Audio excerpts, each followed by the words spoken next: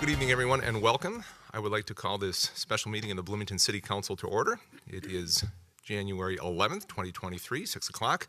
The special meeting is to have our second interviews with folks who are applying to fill the council vacancy created by the resignation of Nathan Coulter. We have 5 people scheduled for this evening. Each will get a half hour, and it will be a conversation between the council and the applicants, and an opportunity for us to get to know them a little bit better and add to our information that we have on each applicant. So ultimately we will make the decision. And just as a quick review, we had each applicant submit a resume and cover letter along with some basic application information online. We did have initial interviews last week on Wednesday and Saturday of last week, and on Monday night we narrowed the group down from 18 applicants down to 5, and those 5 folks are going to be the ones coming in tonight. My intention, council, is not to make a decision tonight. We're going to gather information and make a decision at our next council meeting, which would be on the 23rd, I believe. Is that correct, Matt? Thank you. On the 23rd. So that is my intention this evening. So why don't we get started? We have 5 folks to go through tonight, and looking forward to learning more about them and getting to know them. I'm confident that Councilmember Lohman and Councilmember Nelson will be joining us here shortly.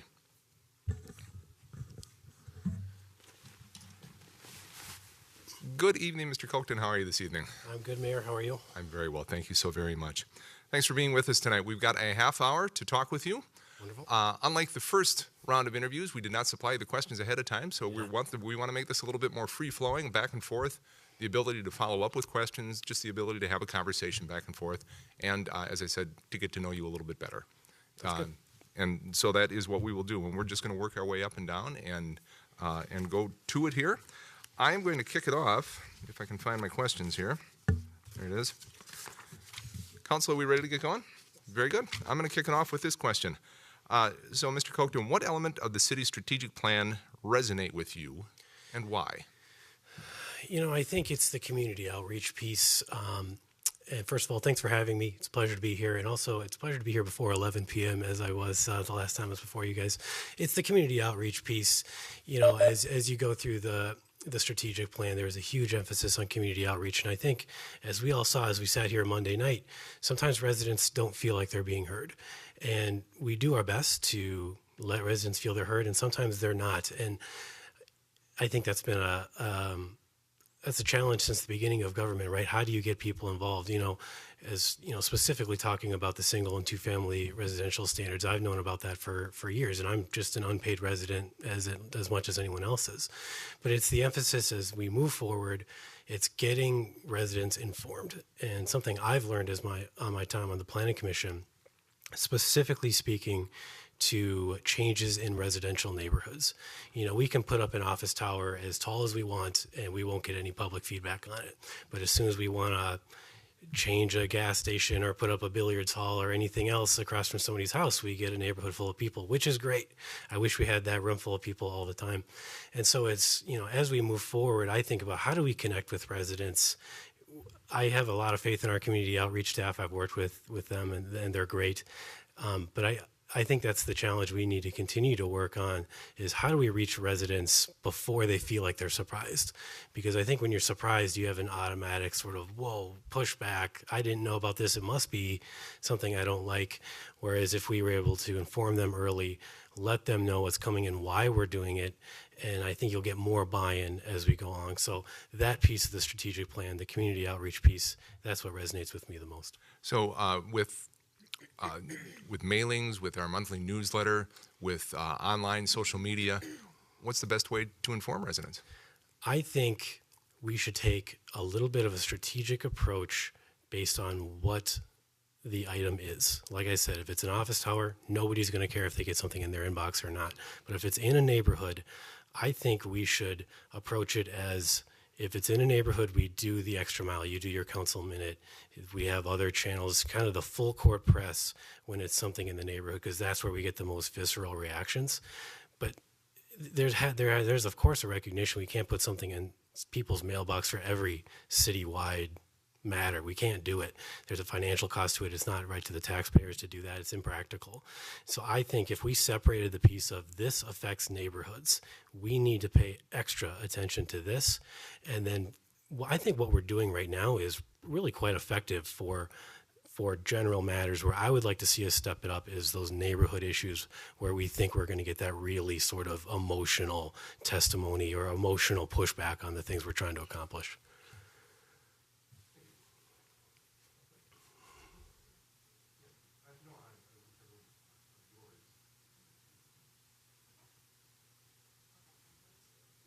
All right. Good evening. Good evening. So what does equity and inclusion mean to you? And what ideas do you have for the city to further advance equity and inclusion? Yeah, equity and inclusion, I think, starts with us getting rid of West Bloomington and East Bloomington. I know there's no formal definition of it, but I think we all sort of have an idea of what people are talking about when they say that. And I think the first thing is breaking down the barrier that there's two different cities happening here. If we're going to be together, we have to break down this barrier of where you live is the type of lifestyle or the type of person you are. I think sometimes people define people on the other side based on where they live or what type of things are happening, and that can't be that way. We have excellent things going on the east side of Bloomington. I'm an east sider. I love living on the east side, but I like going to the west side too with some of our natural areas over there. So for me, the first thing we do is we sort of back down the East Bloomington, West Bloomington thing and get rid of that. I love some of the other initiatives we're doing with the close to my district and the old Fire Department 3, getting that small business incubator going. I think that's an excellent idea, sort of city supported. Let's get you off the ground and then let you run by yourself. And I think, it's not us just throwing money at folks. It's putting them in the right position to have their own successes and then go off on their own and do the right thing. So I love what we're doing there. And I think more opportunities like that where what can we do as a city? We have some strategic dollars available to us. Where can we put that where we're not having a short-term solution? We're not just funding something for this year or patching up something over here or, one-time fixes, but how can we get something off the ground where we can put people in the right position to go off and then flourish on their own? I think that's the place to be. Thank you. Can I ask a follow-up? Please do. Okay, do you have ideas for how we could break down the East and West Bloomington? That is a very challenging one, but I would love to hear your... Very specifically, I think we should stop saying it in this room. I think that's a good first place to start. When people hear us say it, then they, that's a tantamount to saying it's okay or it's a real thing. I'm probably as guilty of saying it up there too, but I think we should stop saying it in this room. And then, keeping ourselves in check, making sure we're being equitable, with our city services across the city. But I think the very first step is we stop saying it in this room. Councilmember Lohman, good evening. Welcome. Thank you. Busy day. Sorry to be late for you here. No problem. Glad you could join us. And so just one of the questions that you've prepared, if you'd like to ask one of those. Yeah. So in a normal year, it would take a lot of time to get up to speed as a new council member, requiring a significant amount of time to understand the breadth of the role. This year is also an election year. Do you have the capacity to commit to both? Share with us how you plan to accomplish both and why you'd be best suited for this endeavor.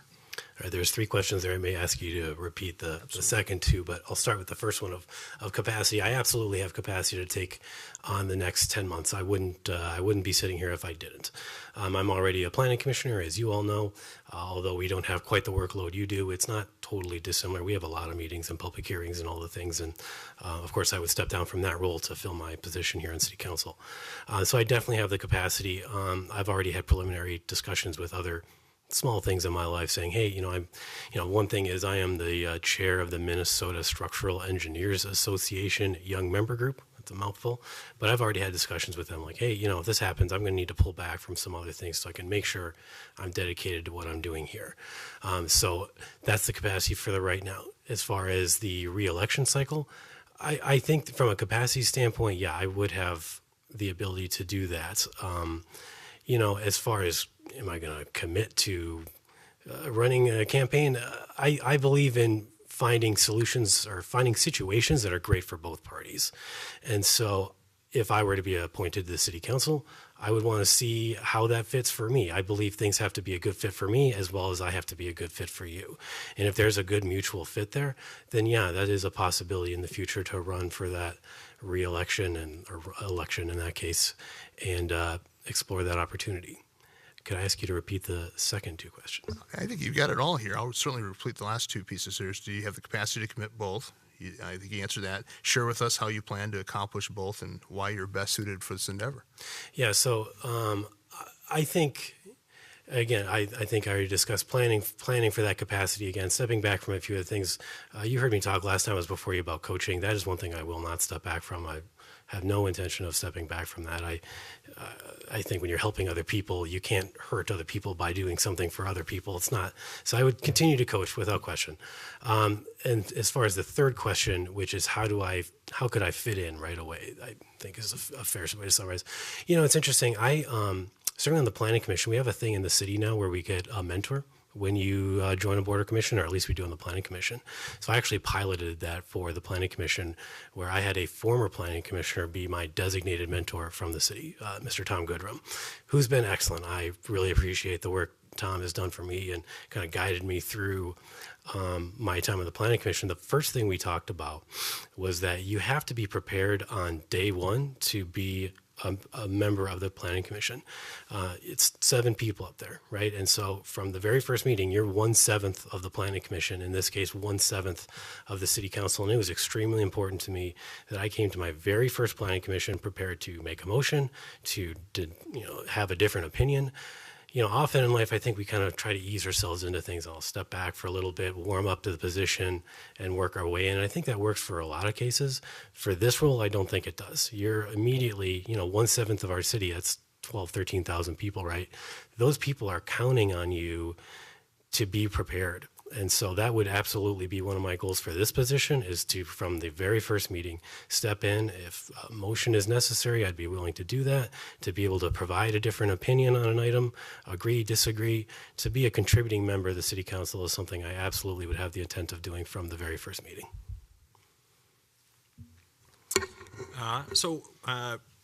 What do you see as Bloomington's most critical long-term challenge that hasn't seen enough progress towards being addressed yet? And as specifically as possible, what next steps would you want to take? Specifically one? As specifically as possible, what next steps would you want to take to see that issue? Sure.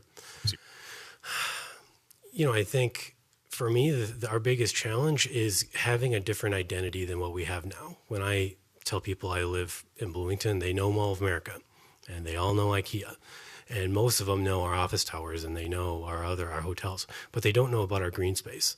And I think that is actually something that's holding us back. We have these significant amenities in our city that other cities don't have, and we are not pushing that enough, in my opinion. With Highland, the Minnesota Valley National Refuge down there, we have significant assets that we are not, whether it's digital media channels, whatever it needs to be. I think we're missing out on potential residents, development, people getting in, people coming to Bloomington for those recreational or environmental purposes that we're missing out on. And I think that's a challenge for us, because we have these other tremendous assets. I would never want to be without the mall or anything like that. They're great. But I think we have a challenge in front of us to say we have other things here. We're not just the airport, even though, we know the airport's not here, but that's what people identify us with, the mall and the airport. How do we get people to identify Bloomington with our other assets, whether that be our smaller commercial nodes? We also have, I lived next to 98th and Lyndale for a number of years. I love being over there, or either our smaller commercial nodes, but specifically, I think our environmental assets that we have, I think people are missing out on those, and we need to shape our identity in a different way to have people coming to Bloomington for other reasons than the mall.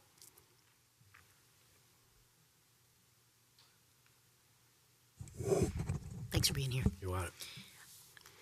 When you were with us, I guess was it Wednesday or last week? You were with us? Yes. Wednesday, yeah. Okay. You mentioned ideas for improved transportation throughout Bloomington. I'd love for you to expound upon that a little bit, and to talk specifically about what you think the city should be working on to improve that.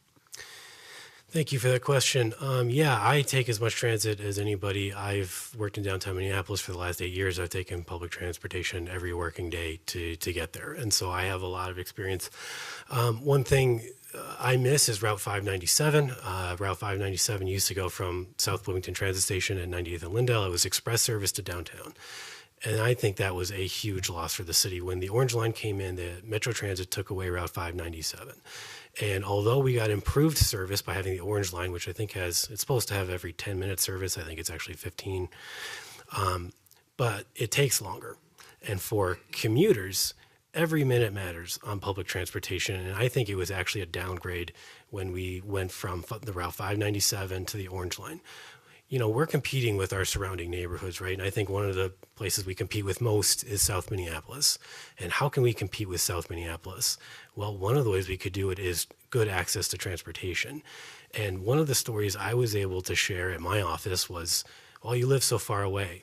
But my bus route from South Bloomington Transit Station on Route 597 was faster than having to take a local bus in from South Minneapolis. And so I could have, I think it was an 18-minute bus ride while everyone else is taking 25-minute bus rides. So I could have the neighborhood I wanted in the city that I wanted.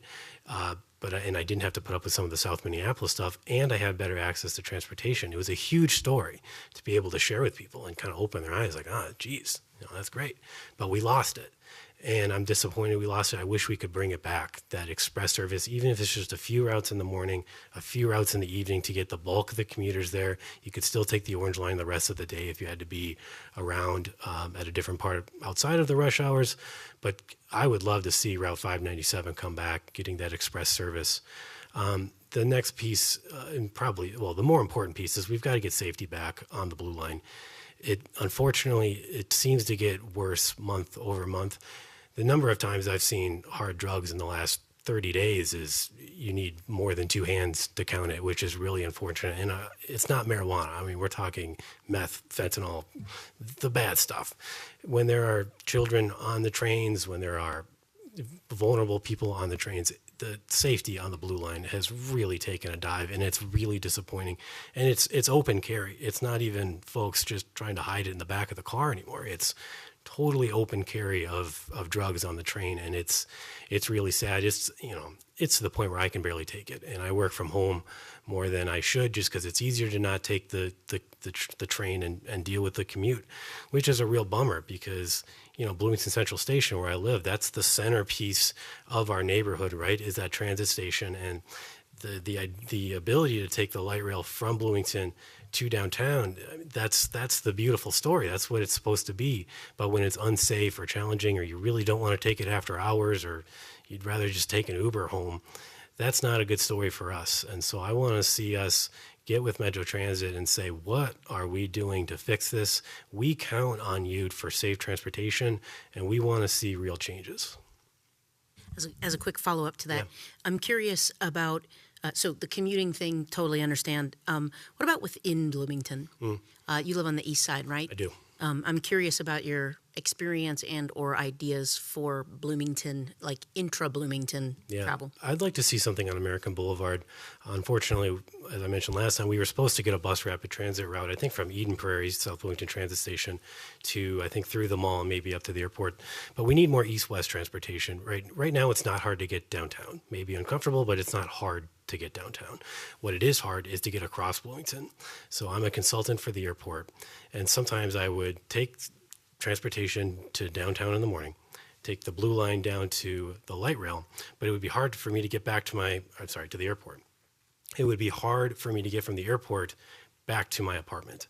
And so oftentimes I would actually just have to go back into downtown so I could get my bus that I wanted back to my apartment. And that was a real pain. I mean, now you're on a bus for an hour and 20 minutes just to get home. So more inner Bloomington transportation would be great, especially in the east-west direction, whether that be along Old Shakopee Road, 98th Street, or along American Boulevard in particular. I think that would be a huge benefit to our residents. Also, a better connection with Southwest Transit for those Eden Prairie folks. For a very short time, I made the mistake of living in Eden Prairie and moved out of Bloomington. And that's Southwest Transit only. So then you would take Southwest into downtown, and if you had an event in Bloomington, then you're on two different systems, and they don't talk very well. And so, again, it's just easier to go back into downtown to get back to Eden Prairie. Whereas if there was better connection between Bloomington and Eden Prairie, I think that's also a benefit to residents. So kind of try to get Metro Transit off of this. We got to get everybody into downtown piece and spread that around a little bit to more of our suburbs, I think is necessary. Phil, tell us about a time when you had to defend a decision that you made, even though other people were opposed to that decision that you made. It was, yeah, that's a great question, Mayor. I think back to an item we had before the Planning Commission a few years ago. And I don't remember if it came before you all or not, but it was for an adult care facility near Old Shakopee Road and Old Cedar Avenue. So right on that intersection there. And the proposal was not only for an adult care facility, but it needed a re-guiding in our comp plan because it was guided as high-density residential, but that's obviously not compatible with the single care facility, which was just going to go in an existing house that's already there. So they were applying for a rezoning. And that was a real battle because Old Cedar and Old Shakopee Road is on my very short list of corridors that we need some revitalization in. And so it was a real tug and pull between we have an application before us for something that's needed. It was adult care for higher needs folks. And you have to weigh the decision of doing something good, but potentially working against your future goals of revitalizing that corridor. I think as a city, that corridor needs some new energy. And so it was really hard for me to take a parcel that was guided high density residential, which I think is something that would work really well there because with the new Cedar Avenue Bridge, we've got a lot of amenities down there, really good access to that on the south side of Old Shakopee Road. But you had to re-guide it away from that for another good use that we need more of. And so ultimately, I had to defend the decision of taking a hard look at this and saying no to an adult care facility, which is hard on the surface to say, no, we don't want an adult care facility, but it really isn't about that. It was explaining that we have a corridor here that needs new energy, that needs new development, and we have to take a long-range look at some of these things. And although in the short term it was a good usage, the long-term goals could have been sacrificed. And so when you have to defend a decision like that, I find the best thing is to explain your reason why.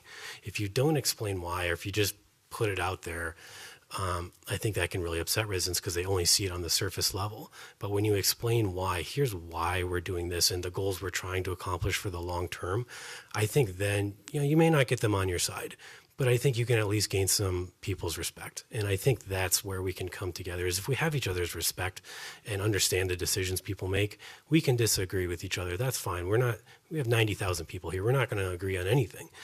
But if we can understand where each other are coming from and have respect for the decisions people are making, that can sort of take down some of that energy and at least have people think you're working for them instead of against them. Thank you. And I'll point out we're down to about 9.5 minutes, just so you can keep track of the time in your head. Very well. All right. Councilmember. Thank you, Mayor. So you talked a little bit about and how you would respond to a difficult decision, but can you talk a little bit about your approach? Like, how do you, when you have a difficult decision in front of you, what's your approach in getting to kind of the answer or your vote or whatever Sure. To the decision? To me, it's two-pronged. It's what you do before the meeting and what you do during the meeting. So before the meeting, I'm a big preparation guy. I'm an engineer by trade, so I take a look at things very technically and analytically, ask questions of staff before the meeting if I need a little bit more information. So you're taking in the best information you can to prepare yourself for the discussion. But one of the things, the very first things Glenn Markegard from the planning department taught us is that you never make up your mind before you've heard from the public and before you've heard from your fellow commissioners. And I took that to heart. And I can think of a very specific example is we had an application for one of the Verizon wireless facilities down in I think it's 98th Street, wherever that is, Old Shakopee Road. And it was, it got a lot of attention because of the noise it was going to emit. And I had read this staff report and felt good about it. But during the meeting, a resident stepped forward and said, I read this report, and yes, the noise being emitted from this facility is within code. If you add on the existing noise that's already being emitted, it would cross the threshold. And that was something I had completely missed, not to discredit staff, but I think they missed it too. And we took a look at this and said, yeah, he's right. We missed this. And so we held over the application. We asked the applicant to take another look at it, and they came back to us a month later and they had more sound wall there to limit that noise pollution to the surrounding cities. And that was pretty early on in my time on the Planning Commission, and I realized, public testimony matters. And not that I didn't think it did, but it really impressed upon me that we have to listen to our residents, and they can come forward with some really good ideas and really good things. None of us are experts in everything, right? We can't be. But when we listen to the public, we can really learn a lot of stuff, because there's a lot of experts out there on things that we're not. And that resident testimony changed my mind and changed that application. One resident came forward, and it resulted in the change to that application. I think that was a huge victory for the public on that. And it showed that when residents are engaged and when they come forward with good, solid testimony, they can make a difference.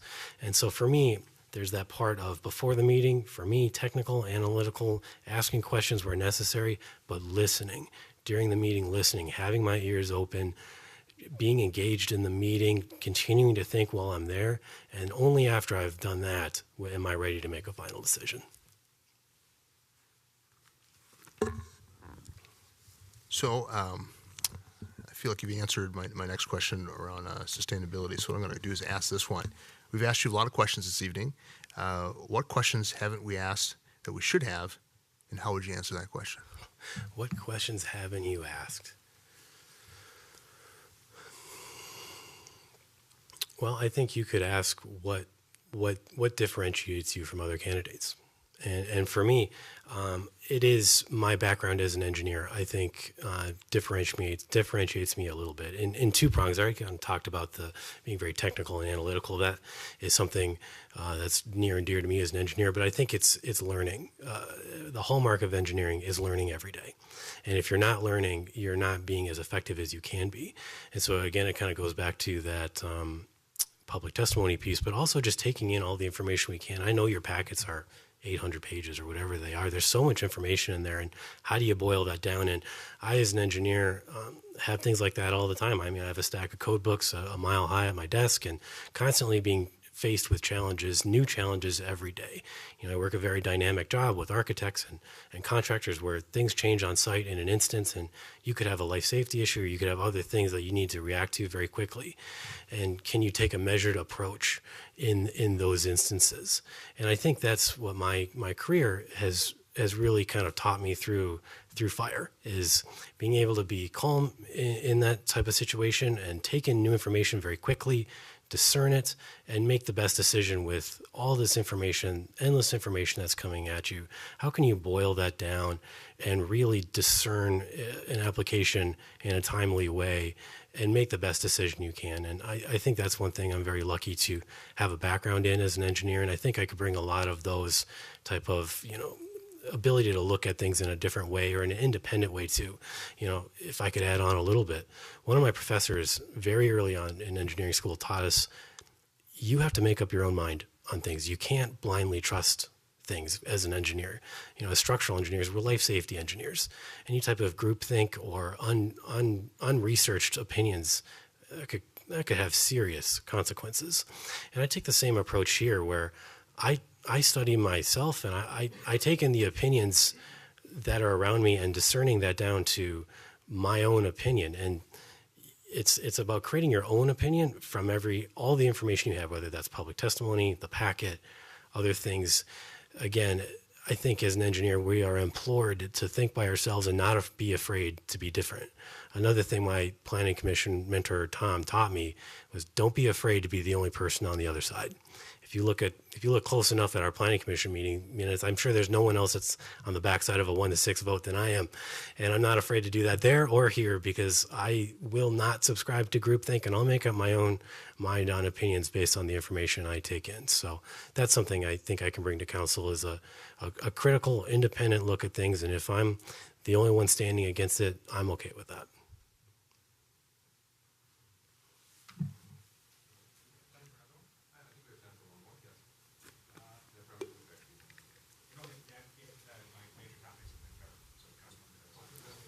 I have a fairly light one. You can answer it in as long or short a time as you want. Okay. If you were asked, what does a city council member do? How would you answer that question? I think we serve our residents. I'm very fortunate to do the same thing as a planning commissioner. A lot of people ask me what a planning commissioner does, and the first thing I say is we serve our residents. I have the wonderful opportunity on the planning commission, as I talked about on Monday night, that we have these sort of very small agendas where we can take an individual item. And I've always kind of thought like the planning commission is the closest form of government to the people. Like there's nobody lower than us. But the beauty of that is we're the closest to the people. So we can make site visits. We can go out and look at things, boots on the ground if we need to, and make good decisions. And just one step above that is you all here at the city council, and we're low enough on the totem pole where, we're not the governor where you can't spend time with people. I think you still have the ability at the city council level to serve your residents, whether it's getting coffee with them, just listening to them sometimes is all it takes, even if you don't agree with them or they don't agree with you. I think serving your residents is the number one thing we can do as city, whether it's a commissioner or council member. If you can serve your residents, I think you're doing a good job. And sometimes that means disagreeing with them. I think a healthy sign of a commission or council is disagreeing with one another and disagreeing with your residents. And that can be tough to disagree with your residents. You all had a tough application before you Monday night where you had a room full of people disagreeing with a staff recommendation. And how do you handle that? That can be tough when there's sort of these polar opposites on what you want to do.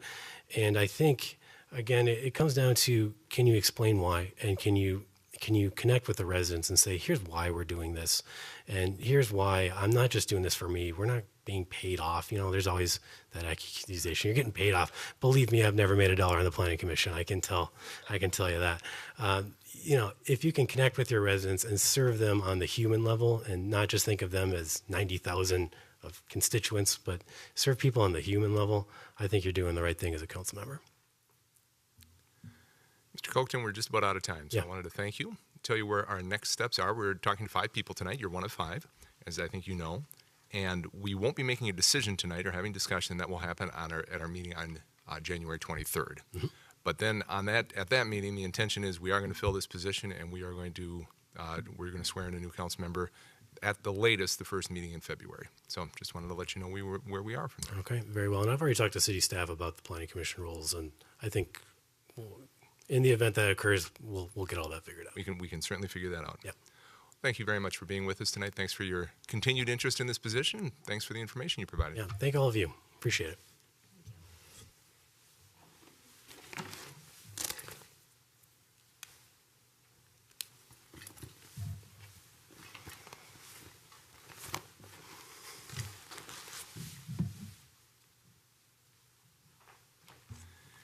And Council, just for information, Councilmember Nelson will be tuning in to listen, but he will not be asking questions or participating, but he's going to be listening and watching, and so he'll be on board with everything.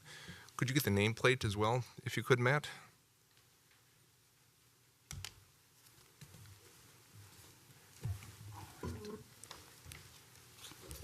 Mr. Moo, good evening. Good evening. Thanks for being here tonight. Appreciate your willingness to continue on this journey and your willingness to spend a half hour with us tonight. As you can see, we do have 30 minutes on the clock, and we'll get that started as we ask the first question here. And unlike the first interview, we didn't provide you with the questions ahead of time, so this will be a bit more of a traditional interview where we'll ask the questions, expect some back and forth, maybe some follow-up answers or questions. We want to look at it as an opportunity to learn more about you and be able to add that to the file that we have and the decision that we're going to make ultimately. So, Absolutely. Sounds great. very good. So I'm going to kick us off, and then we'll head on down the line here, and I will ask the first question. What elements of the city's strategic plan resonate most with you, and why? Thank you, Mayor, and thank you for having me today, Council. I think the thing that stuck out most to me was the keyword community. And when we looked at the community cafe information and the resident feedback data that came through, to me it was very clear that community was one thing that people were searching for, right? We talk about this all the time about East Bloomington versus West Bloomington and One Bloomington, but there still continues to be this disconnect where people feel like, I don't know my neighbors, I don't know my council members, I don't feel like I belong here, even for residents who have been here for a long time. And as we heard from one of the candidates from the initial first round of interviews, she was very clear that I didn't feel like Bloomington was a place for me. And I felt that when I lived in Minneapolis and other places, but not here. And so when we went through that planning for the strategic plan, it came through over and over and over to me that community is the most important thing that we can build. And through that, it cascades into a number of different effects. It helps us come together. It helps public safety. The first key word in public safety is public. And I feel like we forget that it's not just police and fire that keep us safe, but it's the public that keeps us safe. And through community, that is what brings us together to improve public safety. It helps us improve home values, because when you care about where you live, you care about your neighbors, you care about what you do to affect those around you. And so that, to me, was really what stuck out to me. Thank you. Good evening.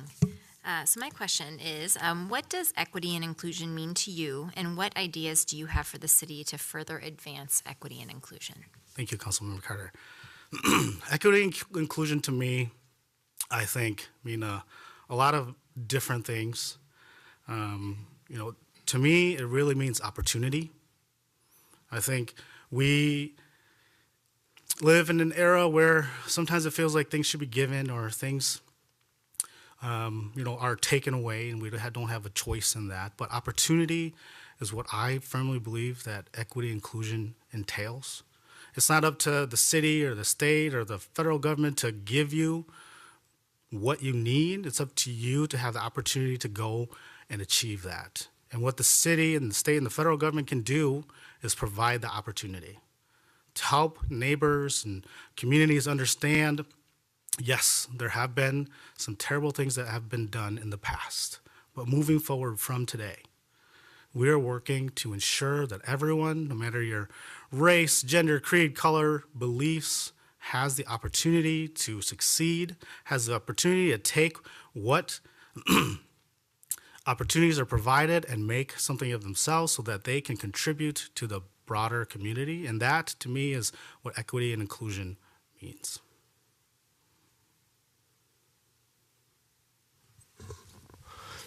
Welcome.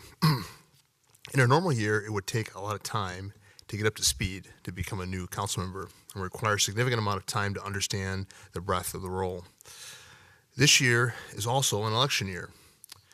Do you have the capacity to commit to both? Share with us how you plan to accomplish both and why you're best suited for that endeavor. Yeah. Thank you, Councilmember Lohman. That's a great question. And honestly, even if it was a normal year, it's still a lot, right? I think my previous experience lends itself well, right? Being on the Community Budget Advisory Committee and understanding the budgets and how the city works and the general fund and understanding just the financing that goes behind it. Being involved and just engaged in what's going on here. Popping in. I don't go to every single city council meeting. I'm not going to lie about that, but I check in. I like to see what's going on, what you're talking about, what's on the agenda. So that, I think, helps me be prepared to jump in the role and learn quickly. And then when it comes to campaigning and getting ready for an election year, is a conversation that I had many hours talking with my wife about. It's not a me show, it's a we show. We have 2 little boys at home, and they take a lot of time and energy and effort.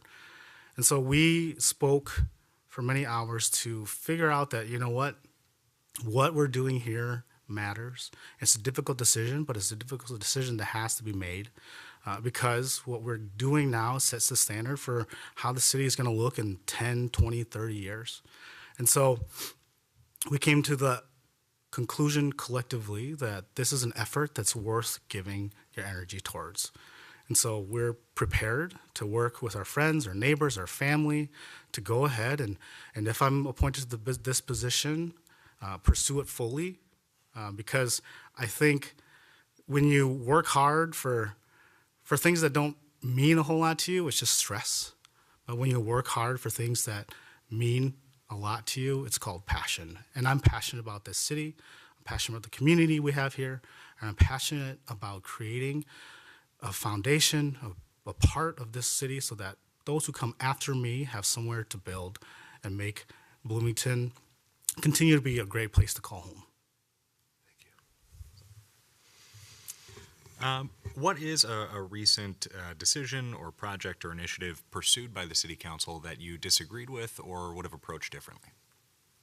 The the one that came to mind right away when I thought about this, because I was thinking about what are the things that happen, right? Like I agree with a lot of things that have gone on. But the one thing I wish we could have found a resolution for or found a solution for was a community center. When we talk about building community, I think that's one thing that Bloomington is lacking, is a space where we can all collect and come together to participate. The space that we have now is small, it's outdated, it really only functions for a select group in the community, and though it is something that I think is necessary, it doesn't fit the broader breadth of what Bloomington is. And then we look at all the other spaces that we might have. We have the mall. That feels like it's very touristy. It's for everybody else, not for Bloomington. We look at all the outdoor space, but there's so much space that we can't come together sometimes. And so having that community center and that community space was something I wish we could have found a resolution for, to provide that opportunity for us to all come together.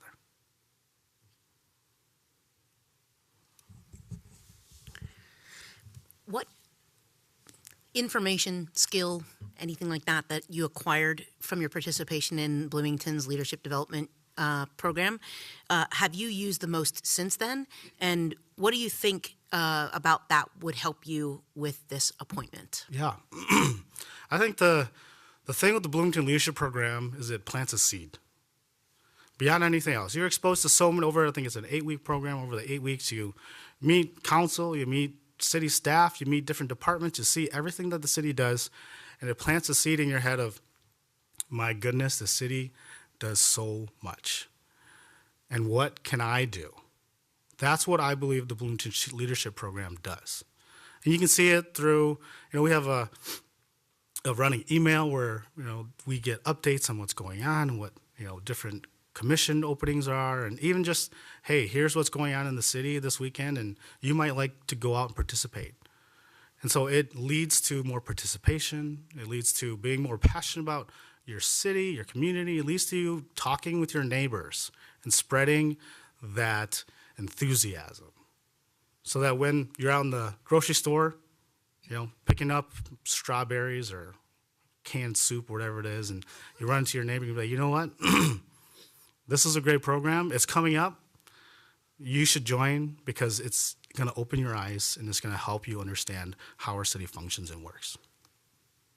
Just as a quick follow-up to that, so I appreciate that. The second part of that question was, what about that do you think will help you the most with this appointment? With this appointment, I think what it will help me with is just continuing to stay curious. I don't know everything about the city, and I don't fully expect to know everything about the city, but continue to stay curious and dig and be passionate about what I'm doing so that I don't lose that energy, that drive to connect with my fellow neighbors. So I think that's the biggest thing, is continuing to maintain that energy and curiosity to continue on. So if you could tell us about a time when you had to defend a decision that you made, even though other people were opposed to that decision. Yeah, for a time, I managed a rather large business unit. And I think the most important thing with decisions is making a decision. Because if you don't make a decision, something or someone else will come and make the decision for you. And as I inherited this product line, it had been clear that it had once been a prime performer, something that consumers loved, but we had just got to let it go. By the time I got it, it had been in a steady 10-year decline. It had been at the lowest point, even with, for launching a new product, it was below that. And it impacted the consumer perception of our product and our brand in particular. And my leadership wanted to keep it because it had high EBITDA, right? It was still delivering profits, even though the profits were low. It was a high number. But it was clear to me that we couldn't support this. They weren't making the machines anymore. We were spending more money on repairs every year, and it was coming to the point where the repairs itself was going to outweigh the profits that we're getting from this particular product. And so I proposed my idea. This is what we're going to do. We're going to start to discontinue this product. We're going to start a plan to help our customers transition and get to where they need to go so that we can maintain that relationship with them. And the most difficult thing that I had to do was listen to higher leadership, change the plan. That's not what we're going to do. We think we still want to keep it. We're not ready yet. And being able to put everything together and present it was probably one of the most deflating things that I could have done. But what I learned from that is there are things that are out of control. And what we can do is put plans together to move forward and make sure that the direction we're given is going to continue to support the mission and drive of what we're trying to achieve. And so I got my team together. I said, hey, this is where the direction that we've been given, but given what we know and the information we've been provided and the timeline that we have, let's begin to work on other things and focus our energies where they matter. And so even though it was a decision that I presented and it was turned down, we were able to take that and make it into something that would benefit the organization overall in the long run, and hopefully, ultimately, be able to come back and present it again and show them that this was the right decision and we should make it now, even though we should have made it 2-3 years ago. Thank you. Great.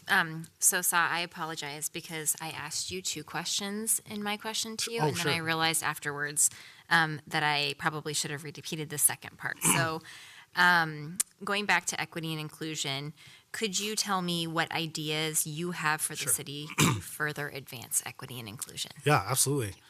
I think a lot of what we've done is great. I think the community involvement and transparency is fantastic.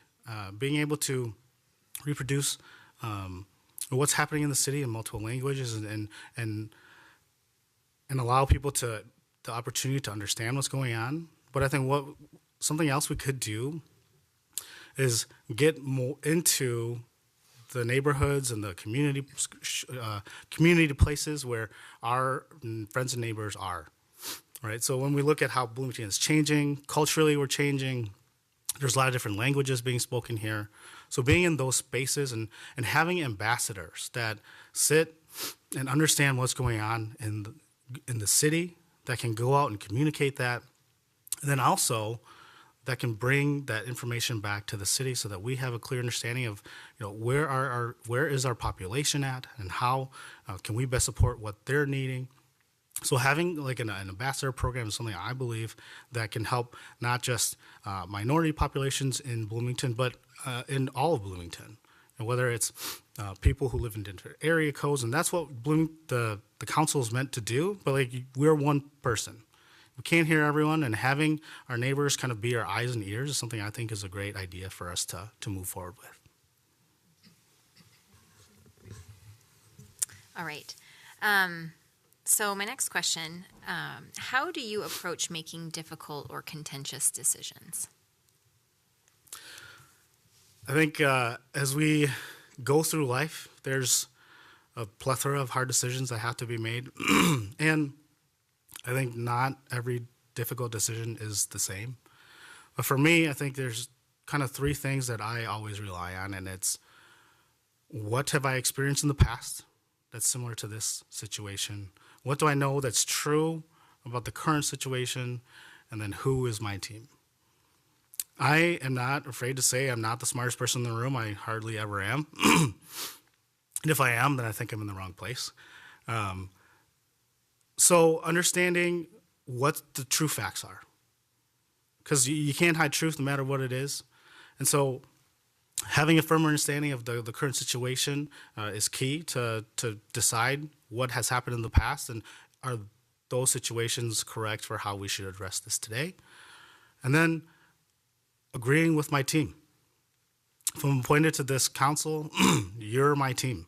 The city staff is my team. And I won't be afraid to tab those who know more than I do to get an understanding of what does this mean if we make this decision so that we can make that decision to move forward. And as I said before, the biggest thing for me is being able to make that decision. Because if we don't, someone else will, and then we'll have an even harder decision to make. So that's how I would approach it. So, how do you square major development projects like the water park and World's Fair with strategic priorities, planned objectives around sustainability and resilience? That's a great question. On one hand, right, when you think about sustainability, the water park feels like it's a big drain on our sustainability plan and how we support the community. But when we look at this, our strategic plan about being bold and taking risks, it falls in line with that. And how I would approach it is to ensure that what we're doing makes Bloomington a differentiated place. And that's exactly what the World's Fair and the water park do. It provides that differentiation that makes us different from all of our other peer communities. And then, because we are dedicated and we have it in our strategic plan that sustainability is a core value of ours, ensuring that whatever gets built, whatever goes through, is meeting the highest standards that we have for sustainability. It's not that we can't have one or the other. It's ensuring that we can meet both. And if we can't, then making that hard decision that this might not be what's best for us.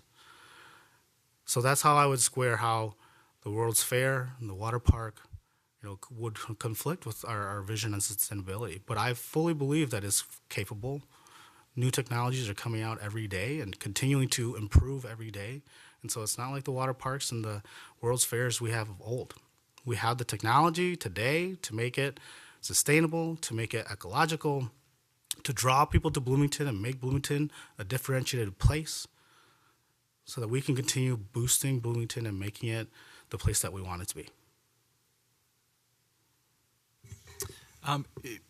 Hearing your answers about community and decision making kind of sparked for me. Who's a leader you particularly admire, and what elements of their leadership style would you want to emulate? Mm-hmm. There's a lot of great leaders. I'm reminded of an old family friend of mine. His name is Joe Bijong. And as I've mentioned, my heritage is Hmong. And it was in 1996 that he became the first elected Hmong official of any level of government in the U.S. And what he said that I think I didn't appreciate when I was young, but when I look back at it now, I do, is that I've always felt that I can make a difference and help the voices of others be heard. And that, to me, has been something that I've taken, whether I knew it or not, and incorporated into my life. As I look at my career, the one thread, so I've been a food safety and quality engineer. I've been a business manager. I manage accounts now. So my career's zigzagged everywhere. But the one thing that's threaded all of my career decisions is that I've always known that I can make a difference, and I can always make the voices of the people on my team heard. And I will always go to bat for my team. And it was a lesson I learned early on, and I think that's what drives me to continue to participate, to engage, and drives me to help my neighbors, my community participate, engage, is that simple fact that I believe that I can make a difference and help other voices be heard. What are 2 or 3 of the responsibilities of a city council member that you think will be challenging for you, and how do you intend to mitigate those things? Yeah. I think the first is understanding whose voices matter. Because when you're in city council, you're getting outside voices, you're getting inside voices, you're getting flooded with voices. But understanding that my duty and my job is to be the voice for my constituents. So ensuring that I'm getting out in the community, ensuring that I'm engaging my neighbors in conversation, which I believe conversation is the one true way to develop connection. Ensuring that I'm able to do that so that I can overcome the voices that are screaming really loud but are only coming for a few people. Or that I can overcome the voices that are coming from outside that I don't have a responsibility towards. And so that's one thing that I think is going to be a challenge, or something that I'm going to have to get used to. But I'm going to continue to understand and know that I am responsible for my constituents. The second thing is taking criticism. The decisions we make aren't small by any means, right? As one of the questions from the first round is like, the decisions we make don't have an impact for 5, 10, 20 years. So it seems like they're rash. It might seem like they're not the right decisions in this moment. But what I want to do, the skill I want to develop in myself, is that resolve.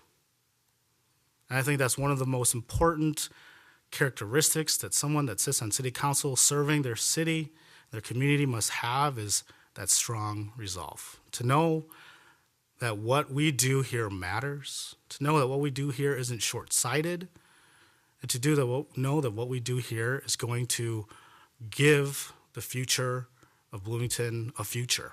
And so I'm going to continue to work. I love listening to podcasts on leadership and reading books on leadership and talking and speaking with people who know more than me, who have more experience than me, to understand how I can take that criticism, turn it into a positive, turn it into motivation to continue to support Bloomington. So just looking at the clock, we got about 7 minutes left. We've been up and down the table twice. If you're okay, I'd like to just keep going, and, Sure. and I'd like to do that if we could. You mentioned leadership, and I appreciate that. And leadership comes in a lot of different flavors, obviously. Tell us about a time when you led by example. Mm-hmm. What did you do, and how did other people react? Yeah. I think this takes me back to when I was working in retail in undergrad, which a lot of people do. And when you're 19, 20 years old, you're kind of dumb and brash. But it was a lesson I learned very quickly right away. And it's kind of how I've built my leadership style. I'm always a collaborative servant leader. And I realized this when I was working in this electronics retailer, that supporting my support. So you're the salesperson, like, you make the big sale. Like, it's exciting, and it's what people see right away. It's the numbers that managers see right away. But it's my people who work in the warehouse that support me to finish and close the job that are the most important. If I don't take care of them, they don't take care of me. If I'm not able to support them and say, hey, this sale probably shouldn't go through because the client just doesn't have the right vehicle to take it home, I don't want them to take it out to the car and then be like, nope, can't do it, and then take it back in and bring it back up. And so that was a lesson I learned it very early, that you have to support those who support you. You have to remove obstacles as much as you can, because when you do that, it enables people to work more efficiently. It enables people to be themselves and show you who they are so that you can build your team, so that you can achieve things together. And that's been my leadership style since that day. And as I've learned about leadership and read about different styles of leadership, it's clear that I was practicing these values already before I even knew what they officially were. All right. What are you excited to learn more about, and how do you plan to do that? Oh, man. A lot. I've come to the conclusion, now in my mid-30s, that being cool means, like, you don't do a whole lot. You might, like, look cool, but you don't do a whole lot. So I'd rather be uncool and kind of nerdy and do a whole lot. Just for personal, this last 2 years now, I started getting into mushroom hunting. Minnesota has great woods, great places for you to go out to nature and be one with nature and look on the ground and listen to the wind and see what's out there. And so it started with taking a class at a campsite that we went to that was put on by the DNR. And then it spread into reading books, and then it spread into being part of Facebook groups that only talk about mushrooms. And it's fantastic. And as I move forward in life, like, that's what I want to do. When it relates to the city, I want to learn more about our departments. I got a great view. I want to know how I can support our city staff in being the best city staff that they can, so that we can provide the services necessary to our residents. And that begins with genuine conversation with people, so that I can understand what they're doing and learn from them. And then taking that and putting it into policies that can help support that to go forward. So that's kind of how I address it, and that's kind of how I address continued learning moving forward in my life. So typically, kind of once we've wrapped up our work for the year in our policy and issue update, we'll go down the line, and everybody will say, here's one big thing that I'm really excited to work on specifically. I want to toss it in the hopper, and hopefully this will come out on the work plan. So say we're going down the line, everybody shared their priorities, and it gets to you. What would you want to toss in the hopper for the year ahead? Yeah, something that I've been thinking a lot about this, because I come from a family of small business owners. And I would love to see a small business district that gets the benefits of, TIF that we would typically give to a large corporation or a large development. I think that would breed more small business development. I think that would give incentive for business to come here.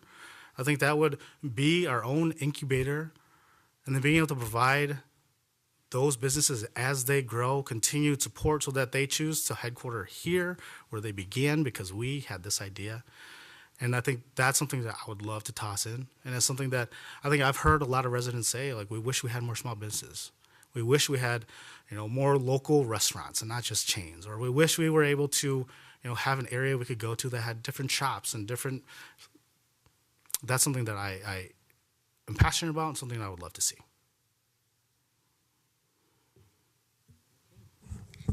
Quick one to finish up. Well, I think so.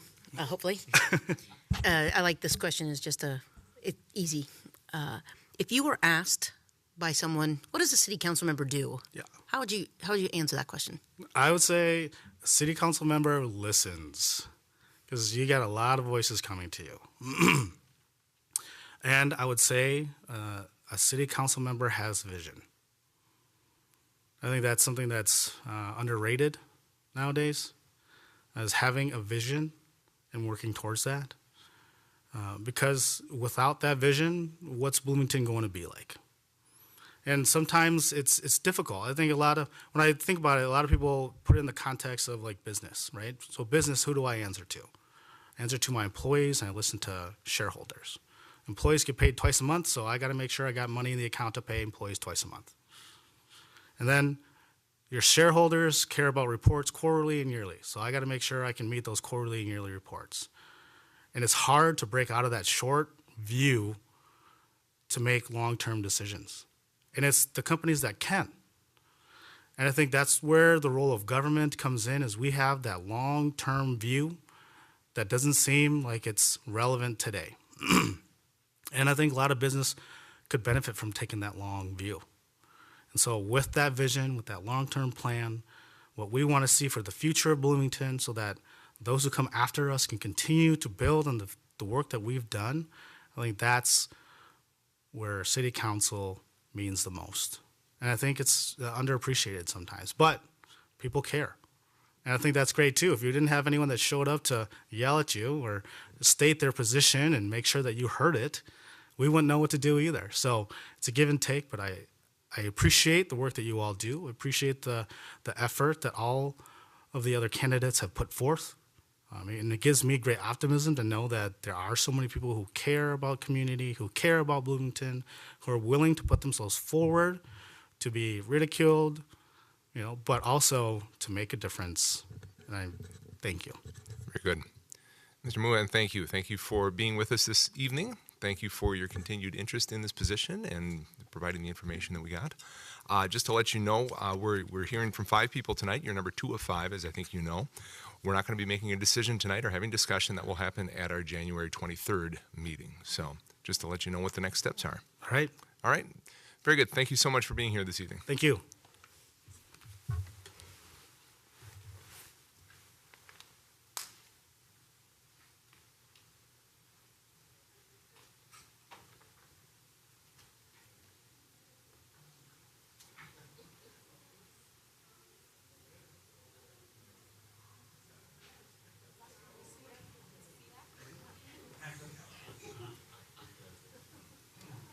Hello, good evening. Good evening, Ms. Failer. How are you?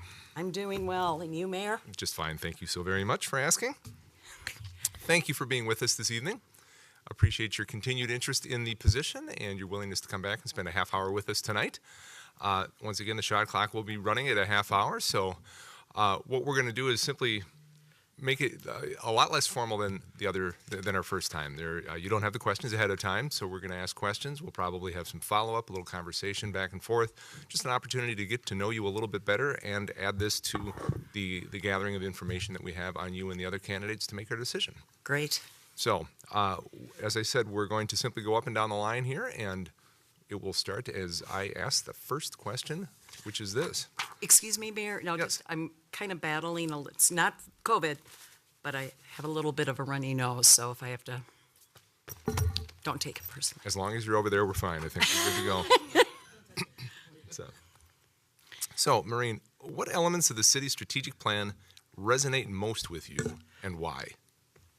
Well, as I had mentioned in the interview on Saturday, there were a few that resonated, and one was, the coming together in a shared community and taking responsibility. And I still feel very strongly about that community and council need to be responsible to each other.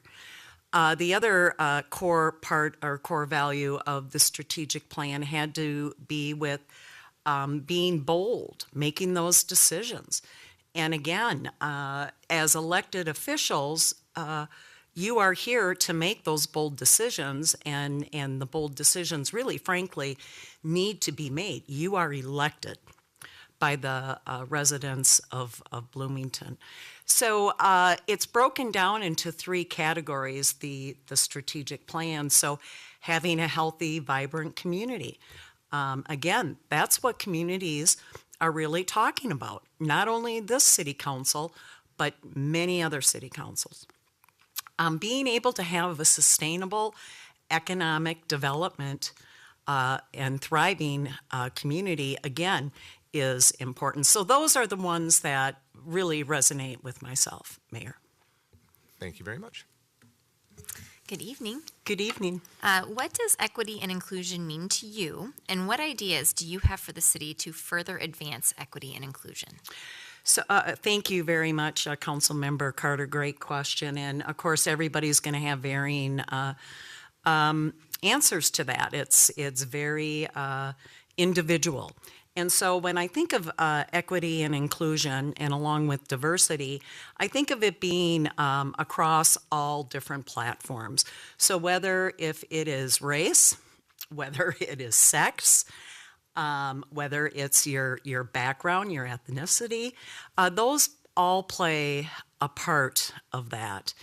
And as far as what that means to me and the importance of that is we have to start embracing equity and inclusion on all different fronts. I think of, housing, a perfect example.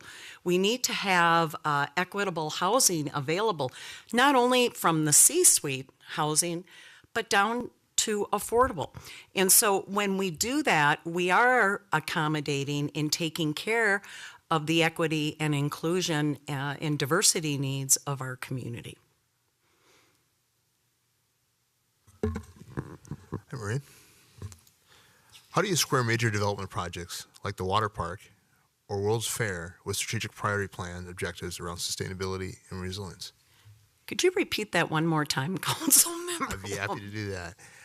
How would you square major development projects like the water park or World's Fair with strategic priority plan objectives around sustainability and resilience? Thank you, Councilmember Lohman, and great questions. I think about, again, tying back to the strategic plan and having healthy communities. And that ties in specifically and directly to the World's Expo in the theme, healthy communities. So I think that is where I see that project connecting the dots.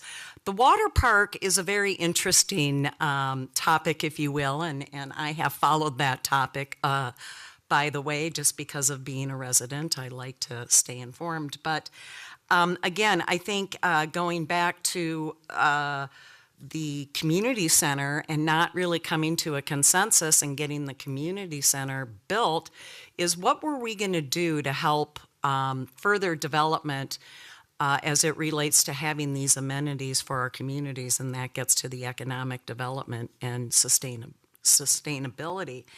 And again, we have to be very mindful of these projects that we are going to be venturing into because, again, these projects are going to be here long after we all leave the great earth or we move to a different community or what have you.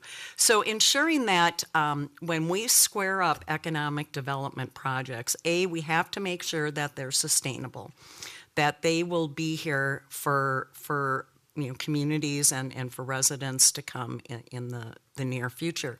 But we also have to make a wise decision on the fiscal and financial investments as well. And that has to be, where you're weighing as a council, what is important? How does it relate back to the strategic plan? What is important to the residents and to your constituents? So it all ties. Thank you.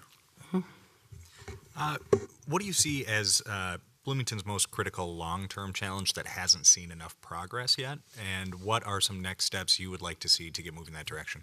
Well, the first one that comes to mind is a long-term investment in transit for our community, specifically within the city of Bloomington. I feel very strongly that if you're going to have a community that is thriving from, just economic development to bringing workers into our community, part of that is having adequate transit connectivity and services available. So I think we have to look at that in a whole different way. Transit today is not the transit we had even pre-COVID, where a bus is running down Lyndale Avenue, stopping at every other corner. Transit today is more multimodal. It's bike. It's Uber, Lyft. It's using technology to be able to efficiently move people in and around Bloomington. So I think that's one of the bigger challenges because I kind of talk about this three-legged stool. You need transit, and you need housing, and you need workforce. And you got to have all three of those to balance the stool. And if you don't have one, what happens? The stool falls over. And I believe that's what happens to our community. Good evening. I'd like for you to describe for us your current understanding of our current business environment and what 1 to 3, up to you, initiatives you would recommend we start to address any gaps that you might see. Thank you very much, Councilmember D'Alessandro. I have had the great experience of working with the business community here in Bloomington for well over, 10 years as I served as the chamber president for the Bloomington Chamber of Commerce. And so I think when I reflect back on my time and talking to the businesses and balancing the needs of the organization along with the businesses here in our community, because nobody's going to get 100%. So where's the middle ground here? And I think that's where myself and just my experience can be a benefit and value to the council. And again, those are difficult conversations that have to be had. And we know businesses have varying degrees of what their needs are, whether if you're building a water park over at the mall and you're using TIF, or if you're looking at redevelopment down Lindale Avenue, or even your business districts that are throughout the city of Bloomington. So there's a balancing act of the needs of that business, but it's ensuring that there's fairness across the board. So I think all businesses want to see is they want to be heard. They want to have your ear. They want to be able to articulate what is keeping them up at night. What's their heartburn? How are they making ends meet? You know, businesses have had some significant challenges over the last few years due to COVID.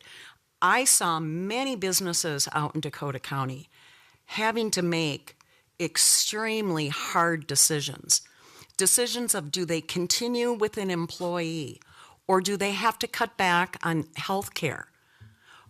Are they willing to sacrifice themselves?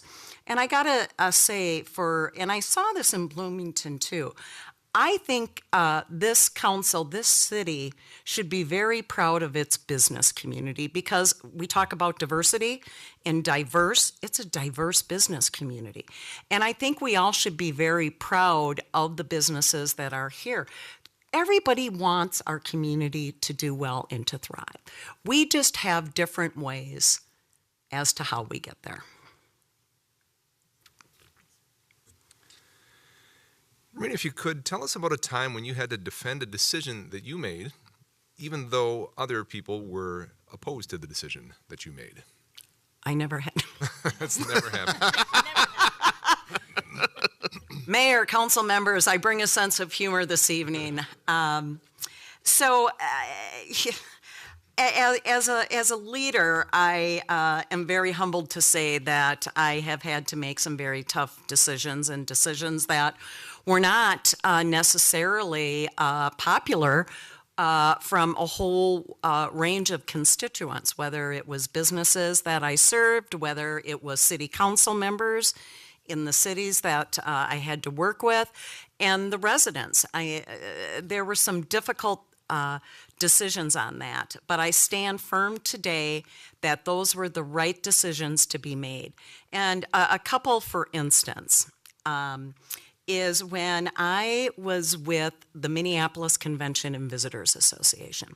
We, as a organization, had to look for other different revenue streams to be sustainable because the city of Minneapolis said, we're not going to be able to give you more money and you better figure out how you're going to bring in additional funds.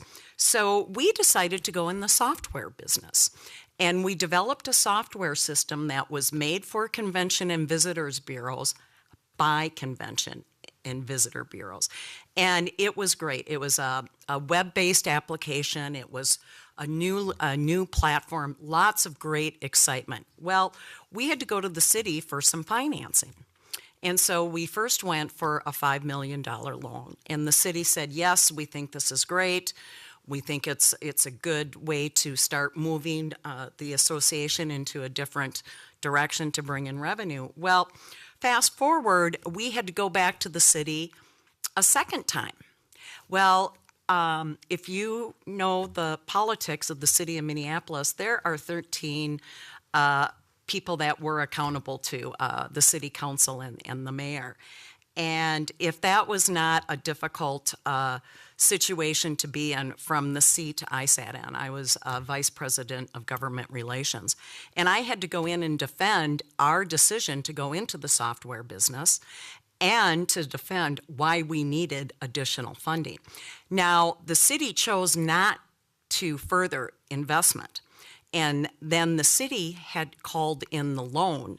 And really, the association just recently paid off that loan to the city, but it was a decision that we had to stand by because we were asked to find a different alternative of revenue sources for our organization. So that is one. I can go on with several more, but I think that's a good one to That's start. a very good one. Thank you. Okay, so what is one project or initiative that needs a second look from a policy perspective? Thank you, Council Member Carter. Are you talking specifically a project here in the city of Bloomington? Yes, thank you. Okay, yes. I would say the one project, and again, it can be a little controversial, but it has to do with what's taking place over in the South Loop District in the Mall of America. You know, just with the whole issue of the spending, resetting that. You've got $95 million in TIF monies. How do you use that? Is it for the water park? And now all of a sudden we've got some other needs coming forward, whether it's an event center or sports complex. That area is really what I remember and recall when I was here at the Bloomington Chamber of Commerce. That was where things were going to happen with the city of Bloomington and where the investment really needed to be made. But again, I'm not saying that the decision, because decisions are still being looked at, but I think, again, that's a decision that this council's going to have to embrace fully and know it's going to have a long-term residual impact on its residents. Why don't you go? So, kind of at the 10,000-foot level, just who is a leader that you particularly admire, and what about their leadership style would you want to emulate up here at the dais? Great question, Council Member Martin, and there are several people that come to mind, but the first and foremost is my father, Tom Scallon. And the woman you see here today in front of you is a direct result of the investment that my father made in me. And also, he believed in me when I didn't believe in myself. I wasn't sure what I wanted to do when I grow up. Heck, I'm still trying to figure out what I want to be when I grow up. But his leadership ability, he was an entrepreneur. He was a showman. He was in show business. And he knew how to run a business.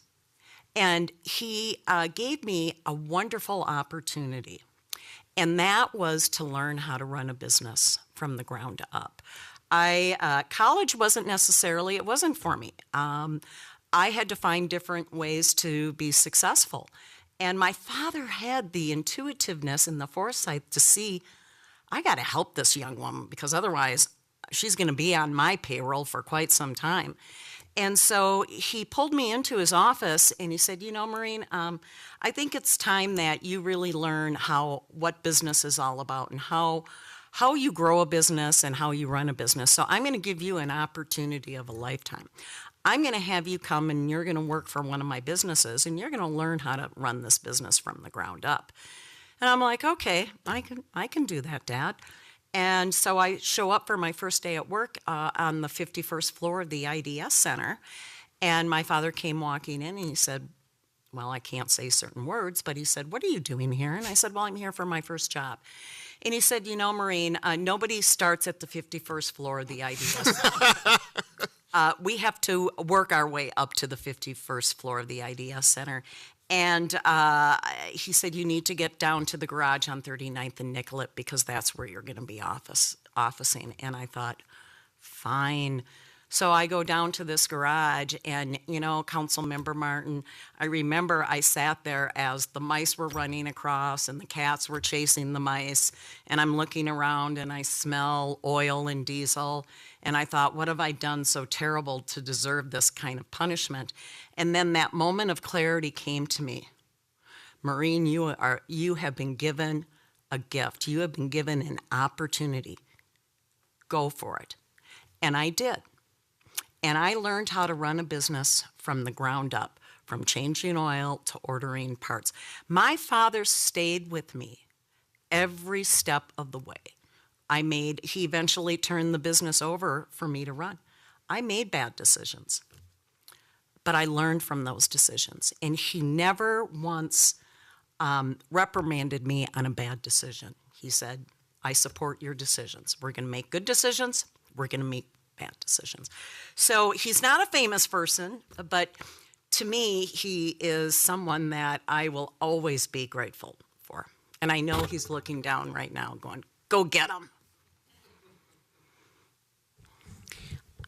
I'm curious about, maybe it's a follow-up to Councilmember Martin's conversation with you, but I'm curious about the way that you see the role of city government and what complements your experience as somebody who knows how to run a business and what conflicts with your understanding of how to run a business, if that makes sense.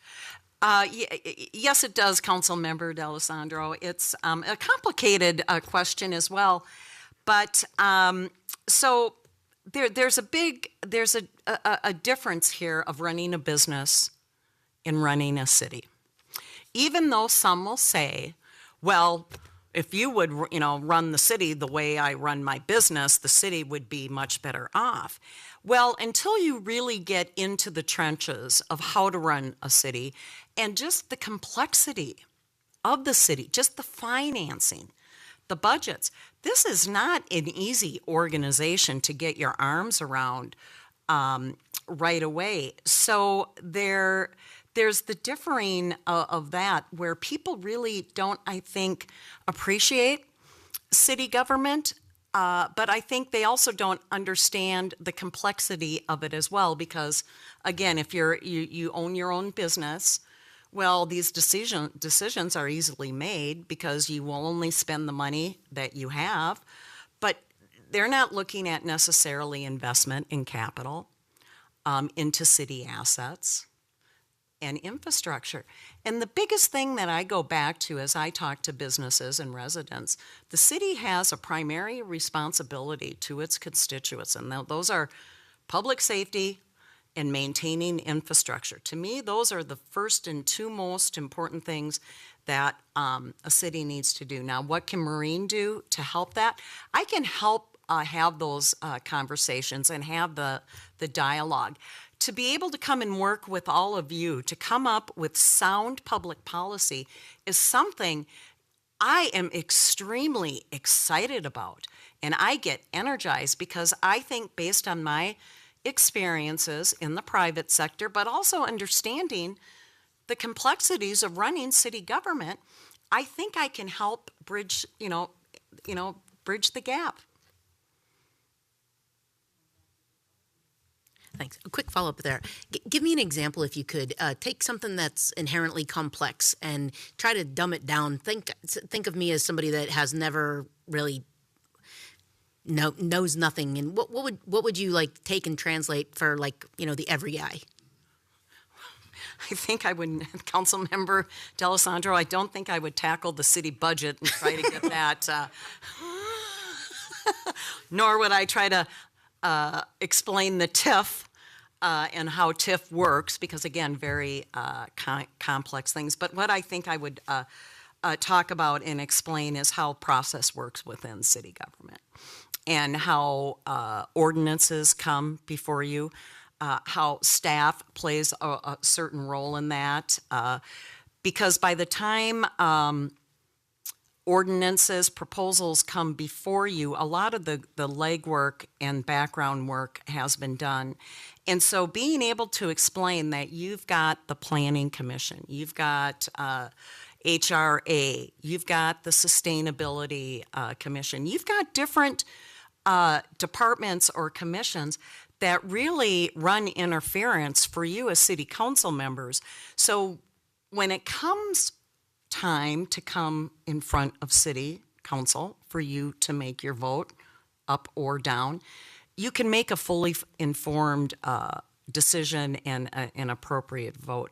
So just talking about the process of how things work within the city as it relates to establishing and passing public policy. Did that answer that, Council? Okay. So we're at about 7 minutes. We've been up and down the dais or twice now, but we're going to keep going if that's okay with you, because I'd like to fill it the whole time and Sure. if we can connect Sure, Mayor. that conversation. Councilmember Lohman, I think we skipped you. I don't know, inadvertently or Oh, no, I did it intentionally. I want to make sure these questions got asked. I want to go ahead and ask this question here. We've had a lot of questions this evening. What questions haven't we asked that we should have? And how would you answer that question? Thank you, Council Member Lohman. I'm glad there's only 7 minutes left of this conversation. I think the questions that you have not asked is, Maureen, looking at the city's priorities and your skill sets, how does that come together? What does that look like? And what I can tell you is the priorities of this council over the course of the next 5 to 7 years, which is pretty much what the strategic plan is something that my skill sets bring to help have those tough conversations, to be able to ask. Because a lot of it is asking questions, the right questions. And no question is a dumb question. So again, how do I align, with my strengths? I as I mentioned in my first interview, I am a strong leader. I am open-minded. I have critical and strategic thinking.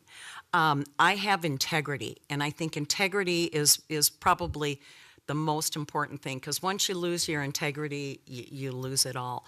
So really, that would be one question, Council Member Lohman, skill sets and aligning with the strategic plan and the council priorities. And if I could just build on that a bit, Maureen. So you talked about your history with the Minneapolis City Council. You've certainly worked with this Bloomington City Council and elected officials, and I know in your most recent role, you worked with all kinds of elected officials in Dakota County. So if you could, give us an example. All those folks you've worked with, you've seen successful local governments, you've seen less successful local governments. What 3 attributes of elected officials would you emulate? And what 3 attributes of elected officials that you worked with would you say that's the reason why they're not as successful as they could be? Mayor Bussey, thank you for that question. I don't know if there's going to be a right answer to this question, but I will give it my best shot. So I think the 3 attributes of a successful local city official, city council member is really, again, it goes back to the ability to listen and listen with not only your ears, but with your mind and your heart as well, because a lot of decisions are very passionate, important decisions to many. So having the ability to listen, I think, is a strong attribute that a city council member needs.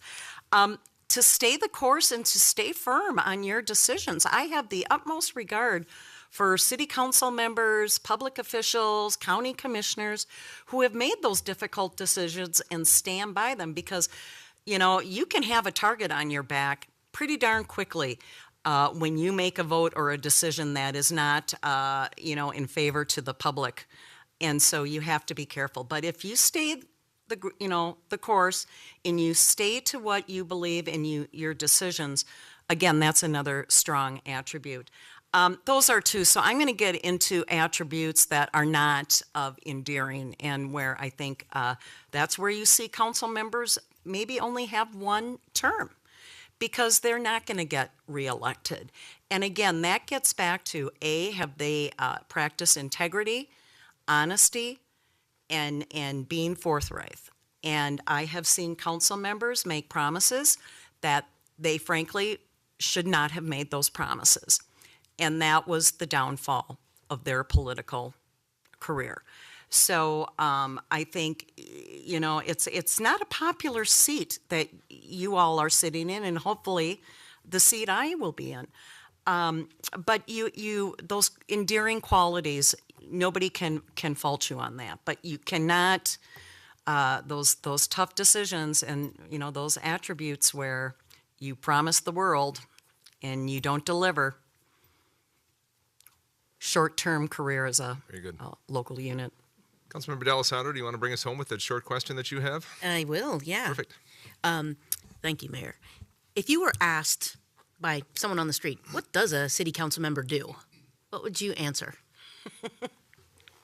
Thank you, Council Member D'Alessandro. First of all, I've really enjoyed this conversation because I think you've asked some really good questions. But, you know, I have to look back to when I ran for county commissioner and you're out door knocking and you say, hey, I'm Maureen, I'm running for a county commissioner seat. And they're like, they stare at you and glaze like, what's that? I mean, you know, and you don't have very long to explain because if you try to get into the minutia or really into the weeds, you lost them. So, you know, the way I would describe it is we are responsible for setting policy and the vision and the direction that makes the city of Bloomington successful and vibrant, and why you want to stay here, why you want to raise your family here, why you want your grandchildren to stay here. And you wear many hats as a council member, whether you sit on various committees or commissions, you all have to carry weight here in ensuring that the city is successful. So it's a hard thing to explain because, again, the general public will just stare at you if you get into, well, we set the property tax levy and this is how we make our decision. They just want to make sure their property taxes are low. That's all, you know, how you get there it's up to you. Well, Maureen, thank you so very much for being with us this evening. Thank you for your continued interest in this position, spending some time and talking with us a bit more. The next steps will be you're number 3 of 5 tonight. We're talking to 5 folks, as I think you probably know.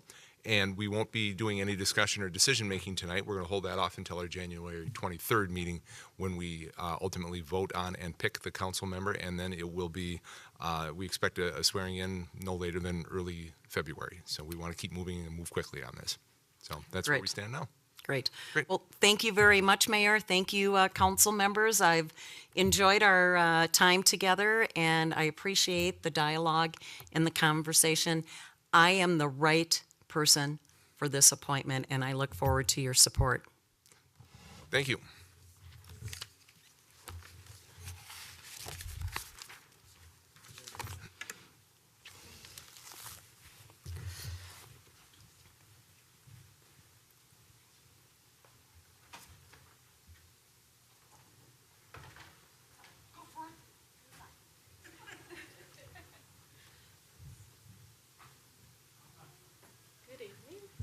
Good evening, Ms. Corman. How are you? Thanks for being with us this evening. Have a seat. Thank you. Appreciate your being here this evening and appreciate your willingness to spend a 30-minute time period with us on this evening and just give us an opportunity to ask some more questions and get to know you a little bit better. Unlike our first interview, you didn't have the questions ahead of time, so this will be a bit different and a bit more informal. We're going to work our way again up and down the dais, and there will be follow-up questions and perhaps different questions specific to your experience and so on. But again, just an opportunity to gain more information and to add it to the pile of information that we have on you, get to know you and the rest of the applicants a little bit better, and ultimately make our decision. Okay. Thank you. All right, we have 30 minutes in the shot clock on the wall. We'll let you know how much time we do have. We've got a couple of folks who stepped out. I think they're grabbing some water or some tea or something, but I think we'll get started anyway, and I will kick us off. And I will ask, what elements of the city's strategic plan resonate most with you and why? Thank you, Mayor, and thank you, council members, and thank you for the opportunity to come back here tonight. The strategic plan. I'm an educator, so I need to go back to my notes into the strategic plan as I have it here with me. Okay, so to start, I'm just going to start with the mission because I love the mission. Our mission is to cultivate an enduring and remarkable community where people want to be. When I read cultivate, it really brings every single element together of what the council has established for the future of Bloomington. So you're asking me what resonates the most with me, correct? So I would say all the different elements that are part of this strategic plan, because when I look at all of them, I can see how we're cultivating now to head towards seeing results that are of benefit of the community, that are positive. So I look at things like transformation. So how important that is, right? Because our world is continuously changing, it's transforming, and we need to move along with that pace. We're talking about community and strengthening that community. This is, I have said before on our my last interview, how I believe that this is a very strong community.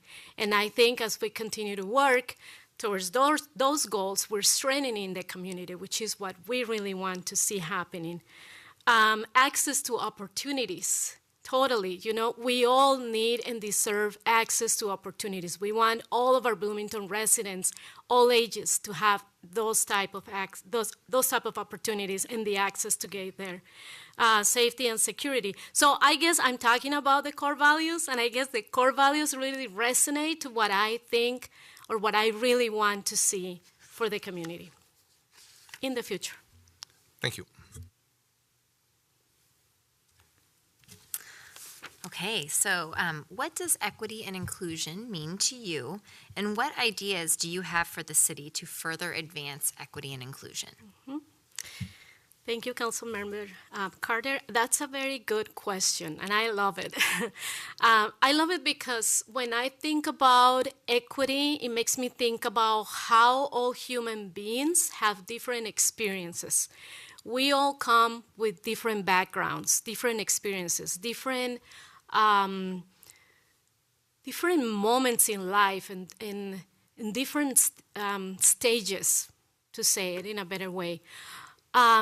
Equity to me is providing opportunities to everyone and to allow for the people that have different opportunities to get to the same place.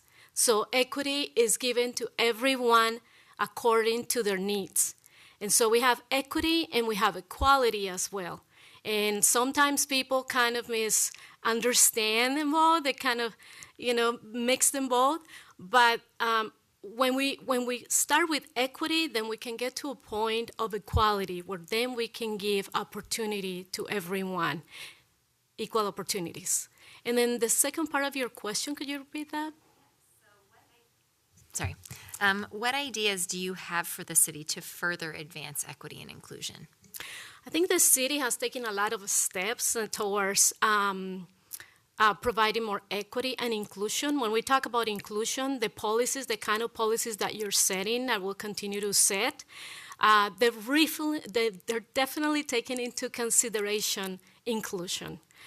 We are being inclusive when we talk about transportation and we make changes and we make improvements. We're talking about inclusive when we talk about the environment and the health of everyone. We're considering different people in the community when you make those type of decisions. I guess I will include myself because I'm in the Planning Commission.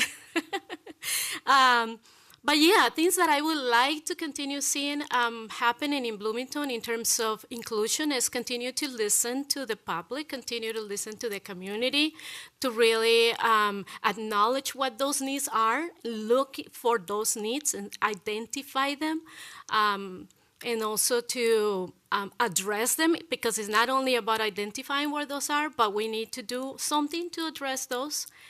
And yeah, there's so many different ways that we can include the community. I think Bloomington has done a great job in being inclusive. But yeah, we need to continue to make more improvement in that direction. Welcome. At a recent city council meeting, we had a public hearing on city code amendment, single and two-family residential standards and comprehensive plan text amendment. You may remember that from being on the Planning Commission. Yes, I do. So walk us through how you would make a decision regarding this policy. I had the opportunity to watch that part of your meeting, so I appreciate the question. Wow, that was a very interesting one because when we made the decision, when the item came to the Planning Commission, there was not as many people that came forward to address their concerns. But when you have your meeting, there were definitely a good group people of residents that came to you. And I just thought that that was such an important moment because really listening to more people, people being all of a sudden, well, they have said they had been informed kind of the last minute, right? I'm not quite sure what the whole process was from the side of the city, but coming with that concern and with the concern for their own community, I heard we are very worried about the children that have to walk through those streets or through this area. And for the council to listen to that moment, to listen to those concerns, and to have a change in the decision, to have that flexibility, to then continue to work together with the community. That is something that I would do as well. That is something that I would do as an elected official or as a member of the city council. Stop, listen again, think about it in depth, reconsider, regroup, come back, and look for other options or continue to work together also with members of the staff because they're an important element of this type of situation. Thank you. Who is a leader that you personally admire, and what about their leadership style would you want to emulate as a member of the city council? A leader that I admire. And does this leader have to be someone that we all know, or can it be someone that... I'm not fishing for compliments. It can be anybody. It's too bad. I was thinking about you. No. Okay, so I can tell you about a leader that I truly admire that really became one of my biggest mentors.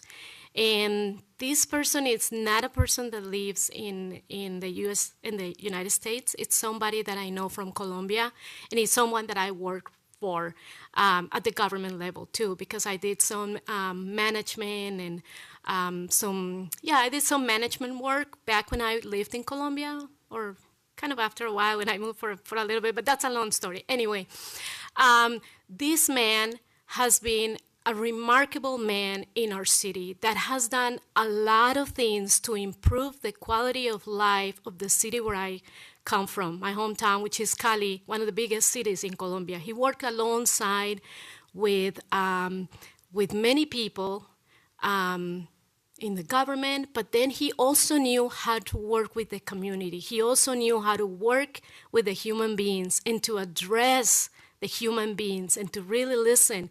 And one of the things that I really admire about him is the kind of opportunities that he gave to others for leadership. And so that is something that I take to my heart so closely, and it's something I also would like to do in the future is once I have more time in life too, and I can do it now too, but to really continue to inspire others, not only to work really hard and to serve in a humble way, but to give others that opportunity for leadership, to develop those leadership skills. He gave me that. He was the person that gave me that opportunity years ago. And that, I would say that's one of the reasons why I'm sitting here now.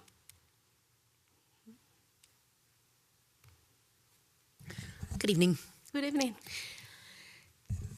So as we know, you're currently serving both on the Planning Commission and on the school board, and your appointment would create vacancies for both of those units. I'm curious, what is it that you're not able to do in those capacities that lead you to want to be on this council? If you could articulate a couple of specifics. I'd love to understand the motivation behind the reasons why you think there's more to do here. Yeah. Okay. Thank you. That's an excellent question. Thank you. And I kind of thought you would ask that question as well because other people have asked me, so Nelly, why did you put your name in there for the council? You know, do you want to leave public education? Do you want to leave a school board? It's not that I'm leaving the school board. It's not that I live in the schools. It's not that I'm leaving public education. It's that it is the time to do it. And I will explain why. And I needed a whole map because for me, it's really easy to understand. But then for others, I needed this for you to be able to understand and for members of my community. So this will take a little longer, but so I've been on the Bloomington School Board for 11 years and 4.5 years in the Planning Commission.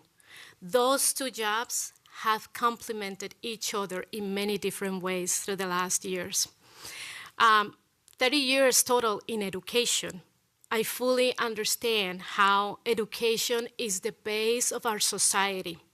And so understanding that led me to recognize the needs of the people in our communities and what elements of the society really influence the success of children who then later become the adults in our community, in our society, and will become the future leaders. Children also have families, and families are human beings with needs and struggles. And so the elements that surround their lives, like housing, the city life, the services, recreation, health, environment, everything, it has a big impact on their lives and will continue to. Being on the Planning Commission also, like I said before, allowed me to see this in a very closer way. So with almost 12 years serving on the board, I think this is the time for me, especially after the challenges of COVID-19. That's when I saw it even more clearly, because COVID-19 has left so many challenges. It has deeply impacted the quality of life of many people. It has impacted the mental health of our children. And our children need to be able to have access within the city to cope with those challenges that they're having now. So when I talk about access to other things in the city as recreation, for example, because we know that recreation is a big component of the different struggles that we have. You know, like it helps us. So if our children are struggling because of anxiety, depression, providing services to them to be able to do something different that is healthy for their bodies and minds is very important. Having a stable housing, right?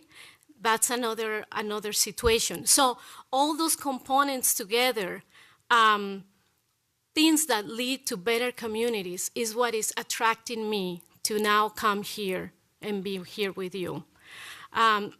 So I would like to see more participation of our families and our students in everything that has to do not only with their academics, but with their future, with their lives in general, the well-being of our communities. We know what happens when people don't have access to many different resources and what the impact that can cause in our community in the future. So when I talk about the impact of COVID-19, I'm talking about what we can possibly see in the future that can be extremely challenging. So going back to your question, what is it that I'm not getting in both of those that then I want to come here now? Is that I'm getting a lot from both of those things. And that's the reason why I come in here now, because I want to put those things together and continue to put it to the service of my community. Quick follow-up, if I could. Thank you for that. So one of the things I've noticed is that the school board, and so you have two kinds of different experiences with planning commission with school board. Yeah. The school board is not known for being, I don't want to call it accessible to the public, but I know that there are certain policies with the school board that individuals don't respond to emails or individuals don't make public statements. The school board comes together and makes statements. Here, and probably in your work with the Planning Commission, that's not the case, right? We are constantly talking to the public and things like that. Can you describe maybe what you see as both a positive or maybe a challenge for you as it would be to step into that, for lack of a better way to put it, kind of spotlight of sorts, as opposed to being in a more of a school board role where it's a unified body that makes those statements and things like that? Yes. Thanks. So I'm a person that's open to challenges. In that, I'm here because this is a challenge too. And I'm not afraid of challenges. I have developed a relationship with my community for the last 12 years, a community that elected me 3 times. So I know that I have their trust. Yeah, we have a different way of doing things at the school board level because we function and we work as a one body. And so we had set a number of, protocols of how we work together as one unified community. So we've done, not community, body. So we've done a lot of training around this, in which way do we want to communicate with our families, or are we able to, and who's representing our body, which is the chair of the board. So the chair of the board is the person designated. It doesn't mean that we don't get the concerns of the public. We still get those. We still are addressing those together. But it's one person that then is designated to speak on behalf of all of us. The Planning Commission, yes, is different. School board is more government. So that's the big difference that I can see in the Planning Commission. And I can tell you that I definitely feel more comfortable talking to people one-on-one, which the Planning Commission does not allow me to do. But the school board actually allows me to do that. You know, people that grab the phone and call me, people that come and talk to us directly. There's many different ways that the school board member gets involved. So I don't have a problem with the challenge of the way that you talk to your constituents as well, our constituents. Nellie, if you could tell us about a decision that you made that you had to defend, and it wasn't a very popular decision among other people. Mm-hmm. Well, I'm an educator and I'm a mom, so I make decisions constantly that sometimes are not very popular. No, but a very challenging one. As I mentioned in our last interview, the biggest challenge was the first couple of years of this pandemic, of the COVID-19 pandemic. I mean, that was something I had never seen as a board, as a member of the school board. I was also the chair, and when I was elected by my colleagues to be the chair of the board, I was not expecting that a pandemic was going to hit us that way. So, that was a challenge. So, I'm sorry, Mayor, could you repeat the question? I will read it as I wrote it rather than trying to wing it like I did last time. Tell us about a time when you had to defend a decision you made, even though other people were opposed to your decision. Yes. So during this time, we have to make quick decisions. I have to be in constant communication with members of the administration, and that was instant. And it was like at the very beginning, it was by the minute, and we have to make very, very hard decisions. And I knew that I was there in a way representing the rest of the board as well and working together with them. And so difficult decisions, well, if you're looking for specific examples, like, for example, the mask mandate, the closing the schools and going virtual learning, those were difficult decisions. How did I manage those? Remaining calm, being thoughtful, really thinking of what was the best way to go in that situation, working together with people that were also experts, are experts in education, and then thanks to the city of Bloomington for Bloomington Public Health with Dr. Kelly, also consulting with him. And so that was the time when we have to make the most difficult, or I had to make the most difficult decisions. Thank you. Okay, I have to decide which question I'm going to ask. So can you talk about, if you were to be appointed to council, what would be one of your number one priorities? I think Councilmember Martin asked a question similar in a previous interview. We typically at the beginning of each meeting of the year go down the dais and say what our top priorities are for the year. So as if you were to be appointed, what would be one of your top priorities or top 2 or 3 priorities? Okay. When I think about priorities in general, I'm thinking about the people. So the first thing that if I get selected to be part of your council, the first thing I am going to do is go talk to people. I have already talked to people, and it's always very centered around education. But I want to know and connect more with our people, with our Bloomington residents. So that is a top priority for me, community engagement. And also to continue to work together in the development of this, the mission, or I'm trying to look for another word, but in the strategic plan. That's where I want to go. And then definitely I will continue to go deeper into all the different issues, because there's so many components to the city. It's just so broad, so big. That's another thing I need to do too, that I want to do. Get deeper into all the issues and then make a decision on where I want to go next too. Yeah. So we've had a lot of questions this evening, and you've talked a lot about your qualifications and backgrounds. What questions haven't we asked that we should have? And then, if you would, go ahead and answer that question. Well, I tend to be a pretty busy person, so I'm kind of surprised you haven't asked me how do you think you're going to handle all this, Nelly? I think you had the opportunity to look at my resume. It's pretty extensive in terms of the many things that I tend to do, and that's just because it's part of who I am. It's part of my personality. I like to be involved, and I like to learn. I love to learn. So what kind of questions you haven't asked? Yeah, so am I supposed to answer to my own question? Do you want me to do that? Okay. Let's see. So how am I going to do this? Right now, I'm in the school board and in the planning commission. By coming to the council, I will be in one body. I will not be in two different bodies. And I want to be able to focus on one now. I'm ready to do that. I have now the experience. I gained enough knowledge in the planning commission to come and, put those two together to the service of the community. I also know how to balance my time.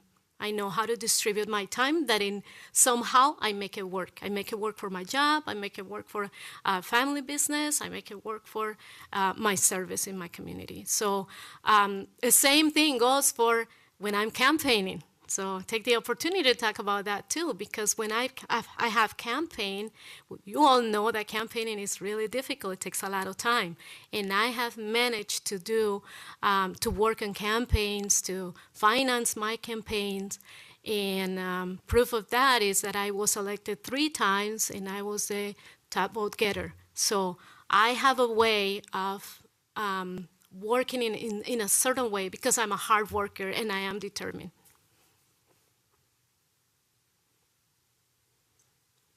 My topics have been covered well. Thank you for those answers. I'll send it to Councilmember D'Alessandro. Seems like we have one question that came up tonight that we're asking everybody at the end. So I'm this will be fun, hopefully.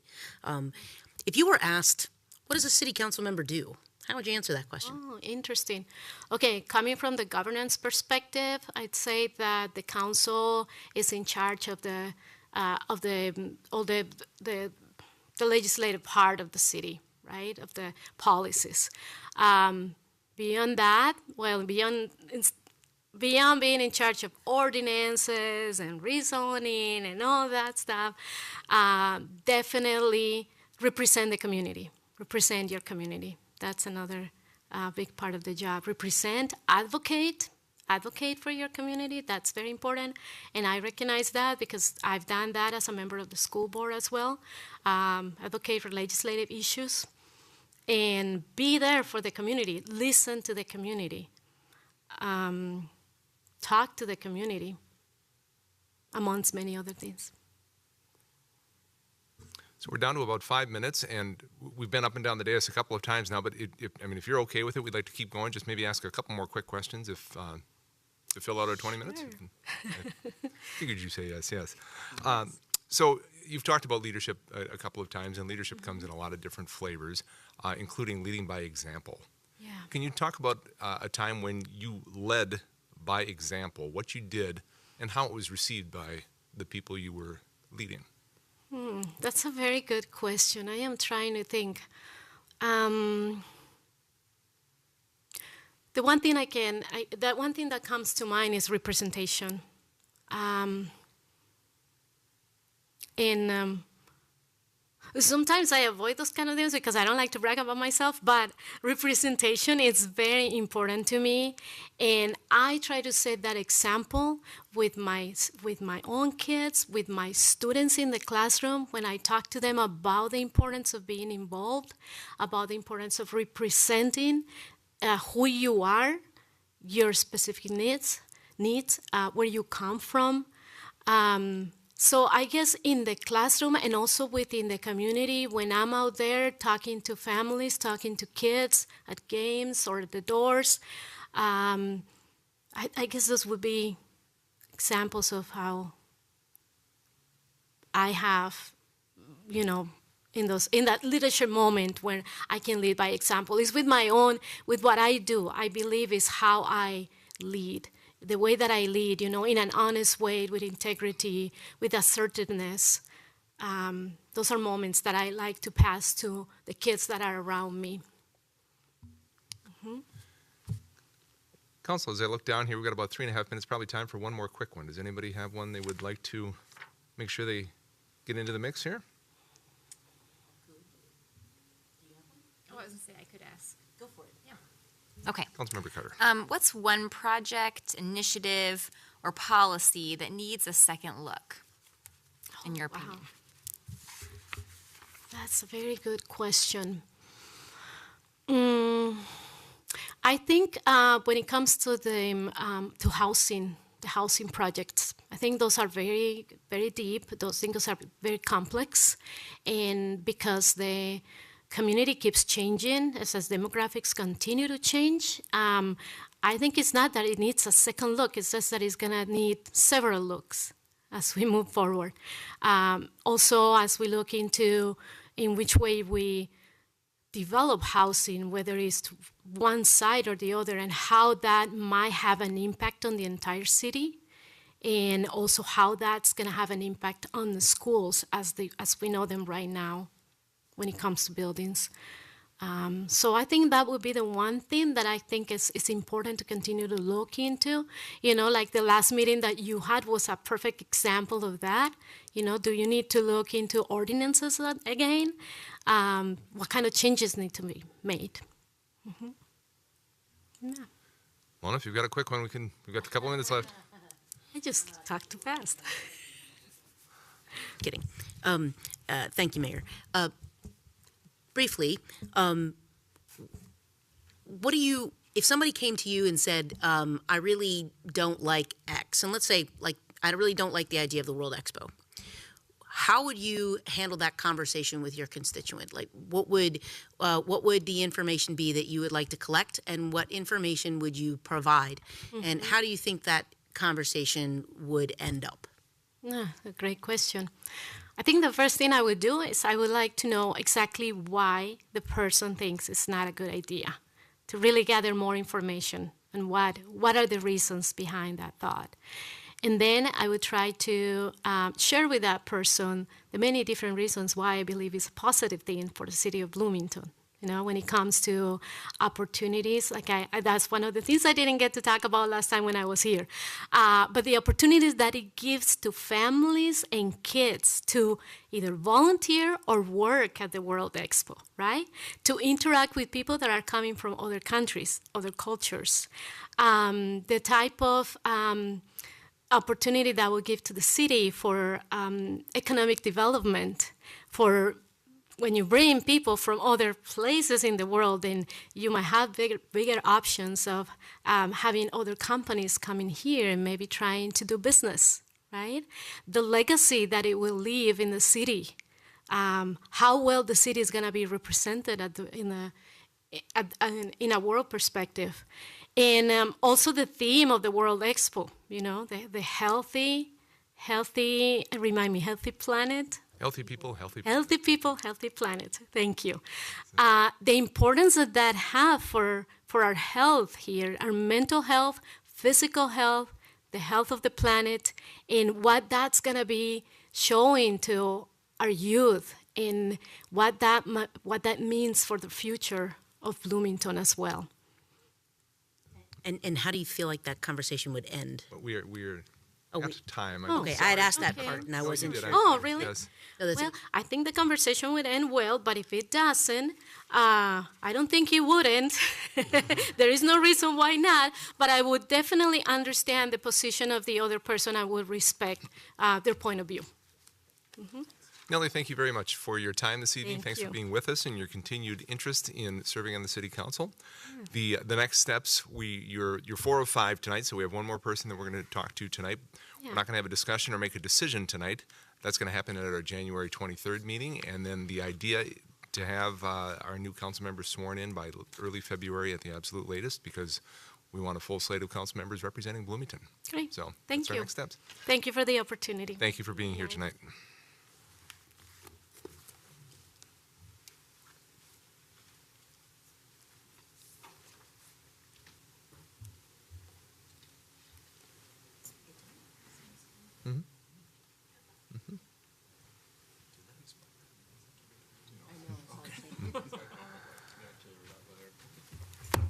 Good evening, Ms. Carvel.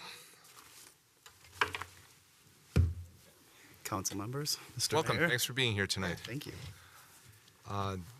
You're not batting cleanup, you're batting fifth, but I learned long ago in baseball the number 5 guy is probably the most important, even more important, I think, than the cleanup batter. So you're batting fifth, so that's good. Thanks for being with us tonight. Thanks for your continued interest in this council position. Greatly appreciate it. We are looking forward to spending the next 30 minutes with you. We've got the clock once again tonight, and be asking questions, trying to just learn a little bit more about you and to try and add to our trove of knowledge so we can make a good decision once we decide eventually who to appoint to this council position.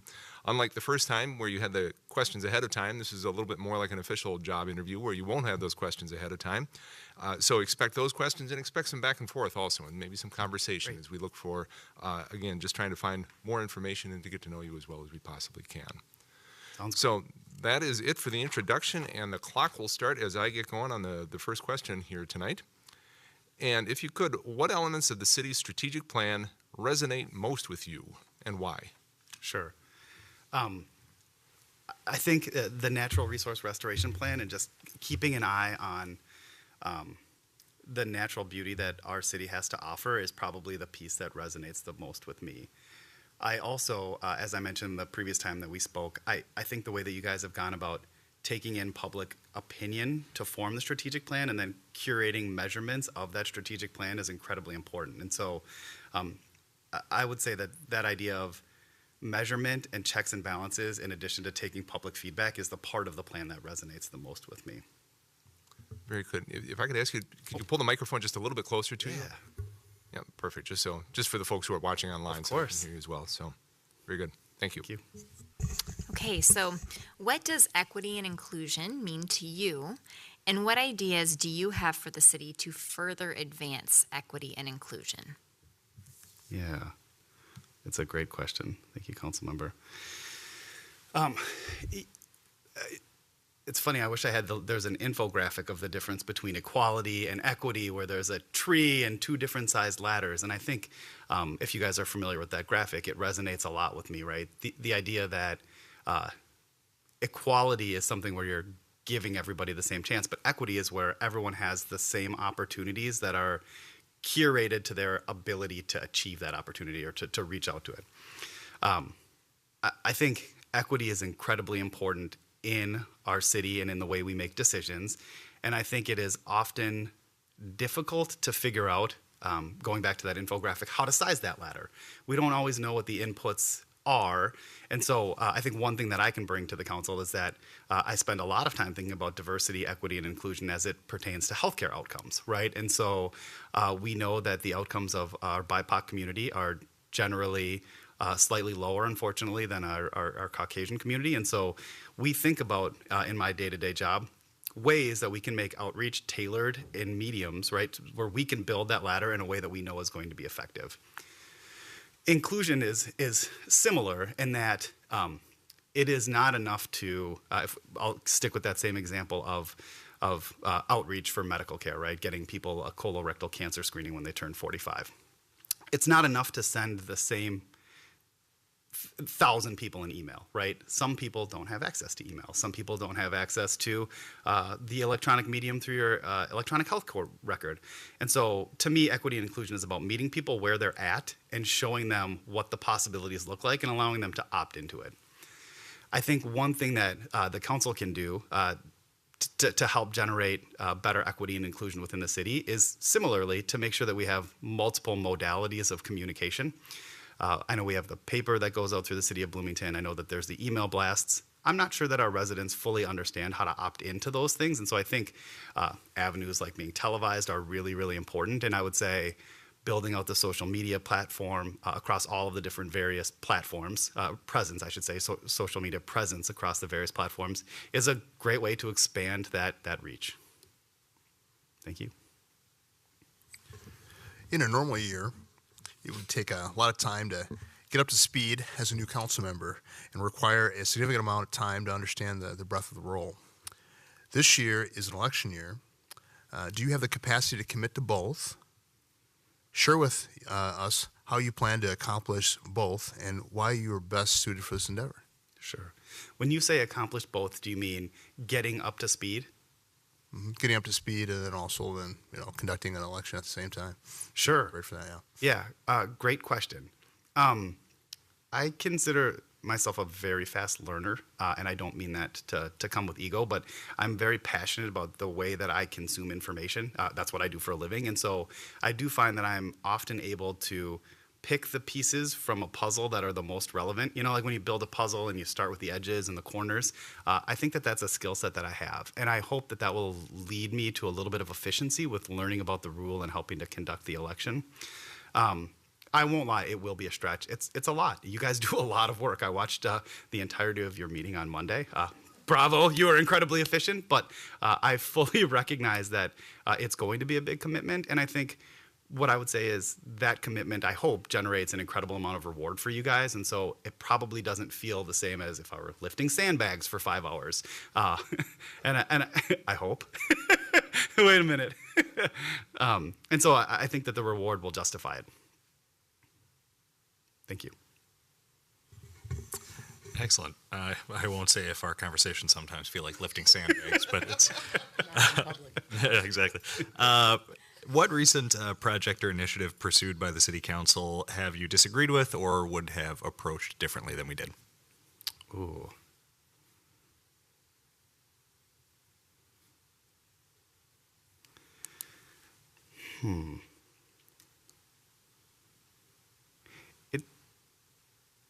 That's a great question. I'm not sure that I have a single project that jumps out at me as something I would have done differently. If I think to the meeting that you guys had on Monday where you were discussing the roadway on Bloomington Ferry Bridge, I thought the way you went about that, kind of giving and taking discussions about the 3 potential routes was well done. I think there were some other data points I would have pulled into that in addition to offset CO2, community conversations. I thought the commentary about the trees was incredibly important. But I guess what I'm saying about that is there were very good quantifiable metrics for that, and I would have liked to see some qualitative metrics pulled into that same discussion. Yeah, thank you, Councilman. I'll take the hit on that one. Asking for all that data. Okay. So, as you know, public safety is on the minds of many Bloomington residents and business owners here. How would you use the data that we have, especially that which is publicly available, to identify areas of opportunity for council action to improve those conditions? Specifically using data to improve public safety? Sorry, is that... Yeah, if you thought you could, what data would you pull in, and how would you leverage the data that we have to potentially make recommendations here on council? Yeah, I mean, there's fairly. Of course, I'm very conscientious about keeping data as private as it can possibly be. That's a big thing in healthcare, and so I think that there's opportunities to combine commercially available data sets with what we have from our crime dispatch, et cetera, and to look at patterns, and it's not always retrospective, right? You want to look at hiring trends, the age of your population. I mean, there would be a lot of variables that I would want to statistically test for before I would ever recommend using data to make a decision for something like that. However, if you're looking to identify corollaries or potential positions, I do think looking at the Crime Stoppers data, looking at police reports, looking at the various demographics and social determinants, social demographics within an area can help lead you towards where you can deploy resources more effectively. So I'll give an example from like a healthcare setting, right? You make decisions about what kind of doctors you hire based on the patient population, and I would say the same thing is true with public safety, right? You should, just like you did with the levy, raising, for police and firemen, you want to do that based on the data that you're getting. So if there's more calls in a certain area, you want to make sure that you're allocating those resources to that area effectively. Thank you. Adam, if you could, tell us about a time when you had to defend a decision you made, even though other people were opposed to that decision that you made.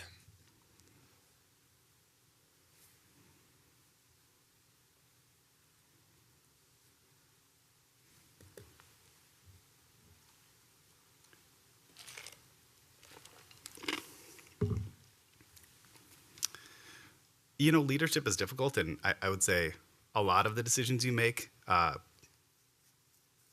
whether it's who to put into a specific role or where to take an organization. I'm fortunate to lead 174 people. And we don't always agree. We always agree that the patient is at the forefront of what we do. And so finding a specific decision that I've made where most of the decisions that I make, there's some faction that agrees with and some faction that disagrees with, which I'm sure is what you guys have. And so I've found that using communication and explaining the reasons that you make those decisions can help align the factions, right? Can help them understand that even though they might not agree with the decision, they're going to help you achieve the desired outcome that the decision is intended to do.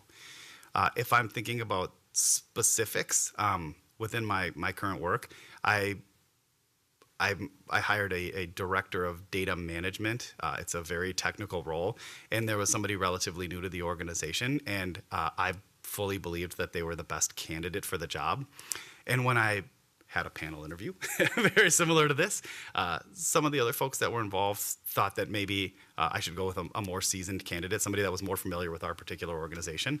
And what I did was I explained that even though this particular individual didn't know everything I needed them to know about our specific organization, that fresh perspective that they were going to bring to the organization was going to outweigh the amount of time it would take me to teach them the fundamentals about our organization. So knowing everything they needed to know about cloud technologies and master data management, I'll try not to get too nerdy. Well, maybe a little bit nerdier. Yeah, I'll titrate. But I was able to explain to them that charisma and that the knowledge that person had about the larger industry was going to be such a benefit that it would overshadow the fact that there was going to be some teachings around culture, things like that. And I use the analogy of a fish doesn't know they're swimming in water, right? And you have to be able to explain that to the entirety of the organization to generate momentum in the way you want. And so were you the ultimate decision maker? And so even if they disagreed, was it your ultimate decision? It was my ultimate decision. However, I should set the stage for that. I don't think that I would have, and thankfully I didn't have to, but I don't think that I would have gone to the well and said, listen, if you feel that strongly about it, I'm still going to overrule it. Instead, what I did was I tried to get to consensus. I said, tell me about the reasons that you think that another direction would be better. And I listened, seeking first to understand. And then I was able to kind of come back around and say, well, this is the reason I'm leaning this direction. What do you think about that? I also recognize you guys probably don't have that time and that level of communication. And so sometimes you do just have to say, I'm going to go this direction because ultimately I'm accountable for this decision. And I feel like that's the best thing that we can do for this desired outcome. Good. Thank you. Okay, so in the absence of really good data, how do you approach making difficult or contentious decisions? Well, that never happens. We always have great data. All data is subjective. Even when you have the best data in the world. In healthcare, we generate gigabytes of data every single day, and yet I still find myself constantly scratching my head saying, wait, how do you mean we don't capture that discreetly? I can't measure that? And what you end up doing is soliciting feedback from people who are really familiar with those workflows and people who are familiar with the not just the workflows, but also the construct that you're looking for. So in healthcare, that would be talking to doctors, nurses, the people who check in patients, the people who clean up the rooms, and saying, I'm looking to measure this. Help me understand how to measure this.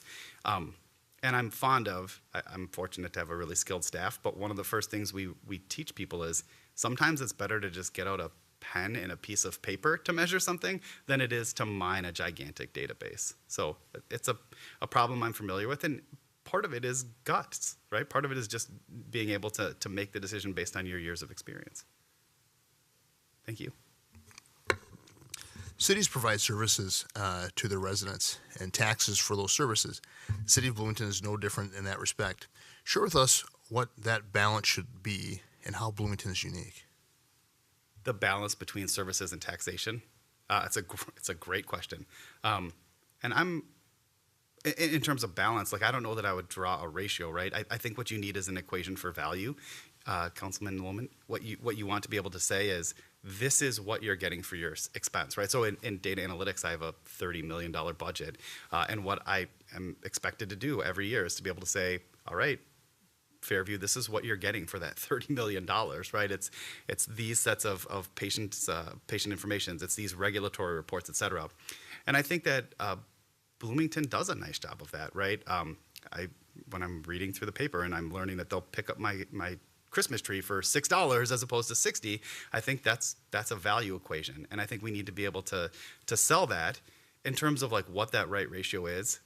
I think reasonable people can disagree on how much taxation is appropriate. And ultimately, it's the responsibility of the council to determine what services are essential and then fund them. And I think so far you guys have done a really nice job of that and your predecessors. And I feel like an additional 9% on the levy to fund police and fire and some of those other very critical services is very reasonable. So I think that balance is well struck. I think people can disagree with that, and it's important for us to hear them, understand that, and be able to craft that value statement back to them. Thank you. I appreciate that, especially with the first question I asked you. Thank you. So who is a leader that you personally admire, and what about their leadership style would you want to emulate as a city council member? It's interesting because leadership can come in so many different ways. I mean, names that are popping into my head are like, it's funny that I wouldn't be the first one I would thought, but John Wooden, who led UCLA to 10 national championships, and he was just like full of these incredible little quips that were able to inspire some incredibly talented athletes, but also to get the most out of people, right? I mean, that kind of feat hasn't been repeated in a long time. And so that aspect of motivation for leadership, I would take from him. I also think that what Warren Buffett has done in the financial sector is quite impressive. But even going back to those quips, one of the things I think about, and as I've climbed the ranks in healthcare, is sometimes you get these questions coming to you, and you're thinking to yourself, like, how do I respond to this? How am I going to meet that demand? And there's a Warren Buffett quote. I won't repeat it, but it's you can always tell that person to go somewhere else tomorrow, essentially. And I think about that a lot, right? Because he practiced this kind of patience and this due diligence that I think is really important for leaders to be able to take that breath, to take that moment and make sure you stay composed. I'm fortunate to work for a woman who has a PhD in health informatics. She's a colorectal surgeon by trade. She is a remarkable human being. And so I won't name her because she wouldn't want, well, she probably wouldn't mind, but I think of her as an incredible leader in a lot of different ways. She is a person of color who has been incredibly successful in a male-dominated profession as a surgeon, trained at world-class institutions, and so I just am very fortunate, and I consider her an incredible person to be able to learn from.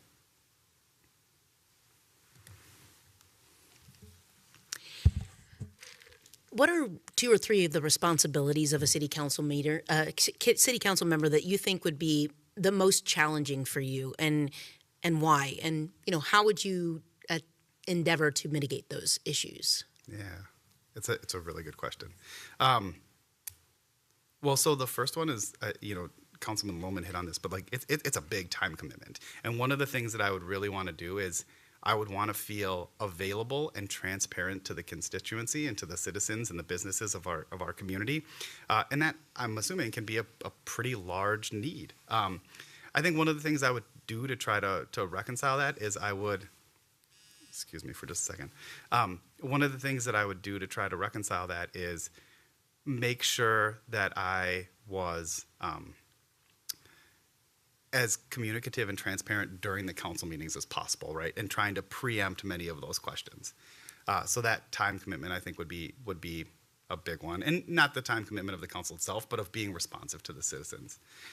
The other is, like any good data analyst, I tend to try to almost over-immerse myself in facts. And so I would have to pull myself up and say, you know, I've got to get to the keys that are there and then move on to the next piece. I think those two pieces are probably the biggest. And then the third is, it's kind of almost an outrigger from the second in that you have to know when to stop the analysis about whether or not something is good and say, like, okay, I've analyzed all of the variables that I need to be able to analyze, and I can make the best decision now with a small percentage of unknown variables. So just to let you know, we're about 11 and a half minutes right now, so you're tracking well. We'll probably head down the dais one more time here and just keep the discussion going if we could. So Adam, describe a time when you felt defeated, when a project you were working on fell apart, or you missed a deadline, or you got chewed out or something. How did you deal with that adversity, and what did you do with that lesson that you learned? The reason I'm chuckling is because the first one that came to my mind was I watched all of the interviews with all the other candidates on Saturday morning. Sorry, that's whatever. Honesty is really important. But I was like, wow, these people are incredibly skilled. I mean, you guys have a very tough decision. In the 5 finalists, I was very thrilled to hear my name read. Thank you very much. But I also watched the others and I was like, wow, those are some great candidates. In terms of like a time that I felt, defeated, I think anytime you're trying to make a difference, and especially as a leader, when you lean into that decision and you're the one who says we're going to go this way, and it doesn't pan out the way you expect, that can be an incredibly defeating. So I know you'll want a specific example. Give me just a minute and I'll come up with one.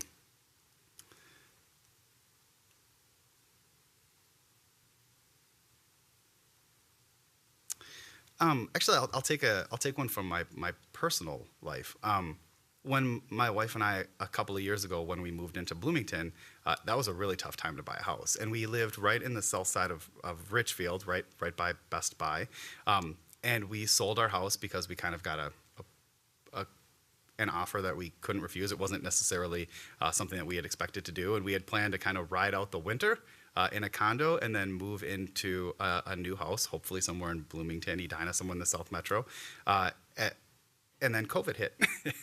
And we continued to search for houses, and it was incredibly demoralizing bidding on house after house. And when we finally settled on everything we needed about a house and what the appropriate budget would be and where we wanted to be, it just seemed like nothing was coming up in Bloomington where we wanted it, that we couldn't get those things. And I had kids that were in school, and distance learning was transitioning out, and we were finally able to get our kids back into school. And it was incredibly demotivating for a long time. And it's funny because eventually we kind of threw our hands up. We had bid on, I think it was our 10th house and not gotten it. It was an incredible time for the real estate market. And what we ended up doing was basically saying, you know what, we're going to really refine our search and not look for things. And what happened was the perfect house popped up like 2 weeks later. And we waited and waited because we were still pretty disenfranchised with the entire house buying process. And eventually on like the 6th day it was in the market, we said, is this house really still on the market? And it was. And we went in and I think we made an offer that night, and I could not be more pleased with the community that I found myself in. And we knew we wanted to be in Bloomington. We knew we wanted to be in that a particular area, but the community that I live in, I'm sure some of them are probably watching right now, they're so incredibly supportive and thoughtful that it could not have worked out better for me and my family. Thank you. Hey. What are you excited to learn more about, and how do you plan to do that? Yeah, the full budget of the city of Bloomington. So I have accountability for a fairly sizable budget at M Health Fairview. I'm the representative that controls the IT budget. And what you find when you have control over a 8-figure budget, I think that's right, is all sorts of things are in and out of the fringes of a budget.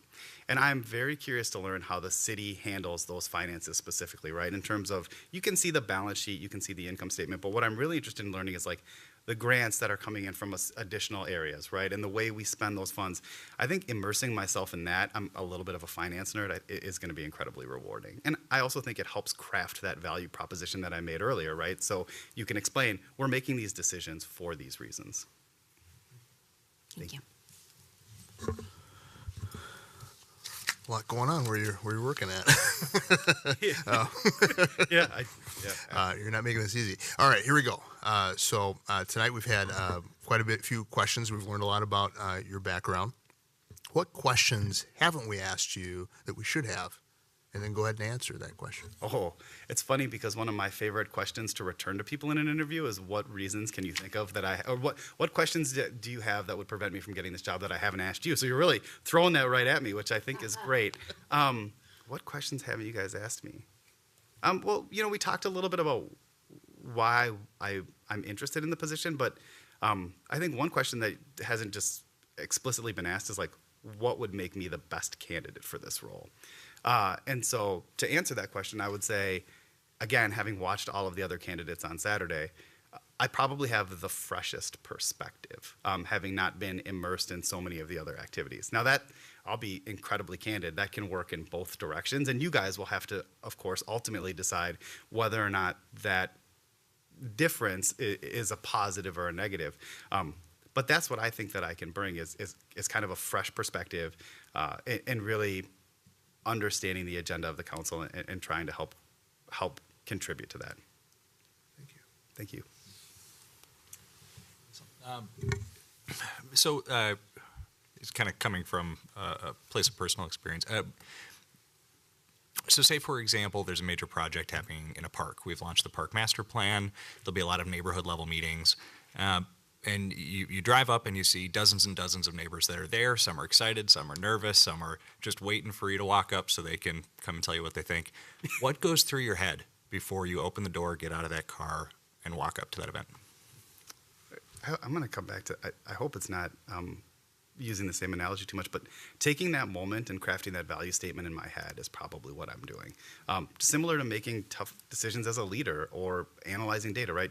You've got to ground yourself in the fact that not every decision we make is going to be perfect and there's concessions, but to be able to explain why we're making the decisions that we're making, I think is how you approach the people who are both excited and concerned about a potential project, right?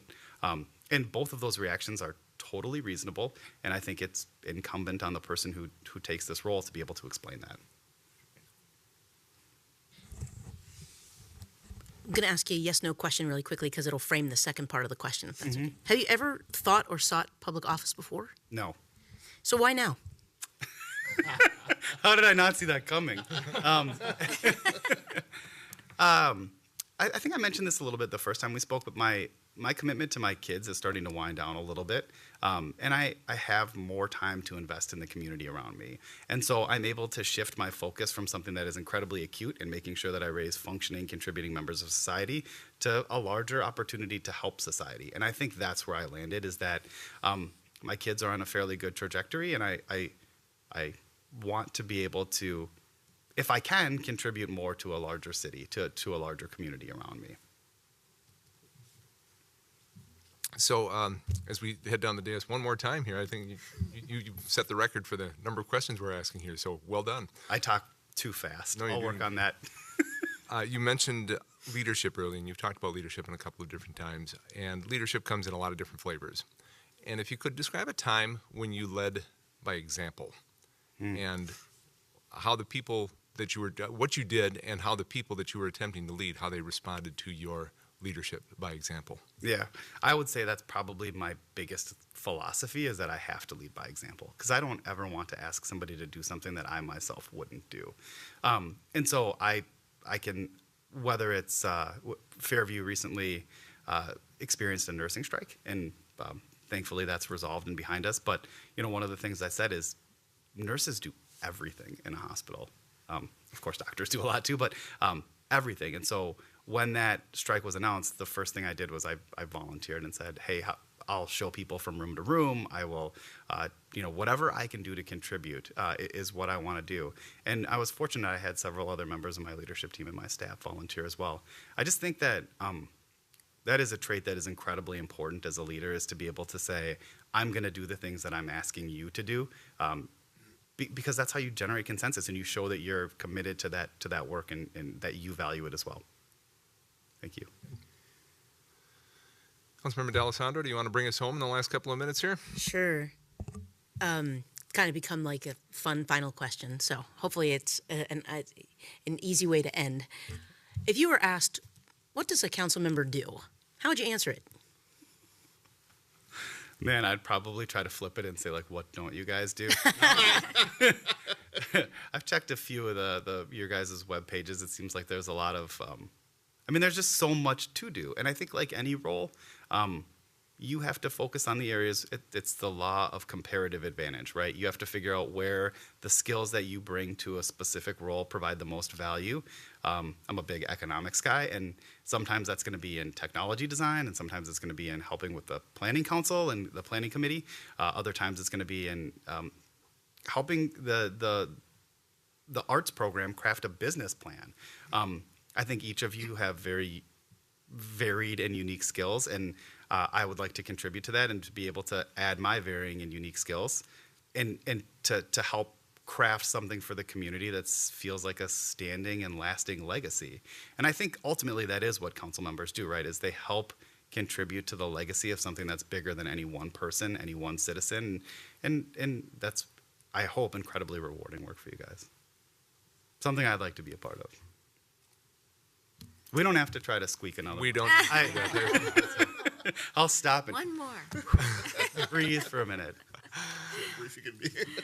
I will talk very slowly in the wrap up. How about that? And we'll get to zeros on the scoreboard here. Thank you very much for your time this evening. Thank you for your continued interest in this position and spending your time with us and letting us learn a little bit more about you. It's greatly appreciated.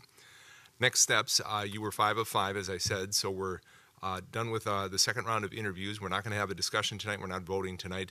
We're going to save that for our January 23rd meeting. Mm-hmm. And the idea is that we're going to have a council member 2 seats down in by the first week of February. That we are going to have we're going to fill this spot just as quickly as possible because we think it's important to make sure that there are 7 council members representing the city of Bloomington.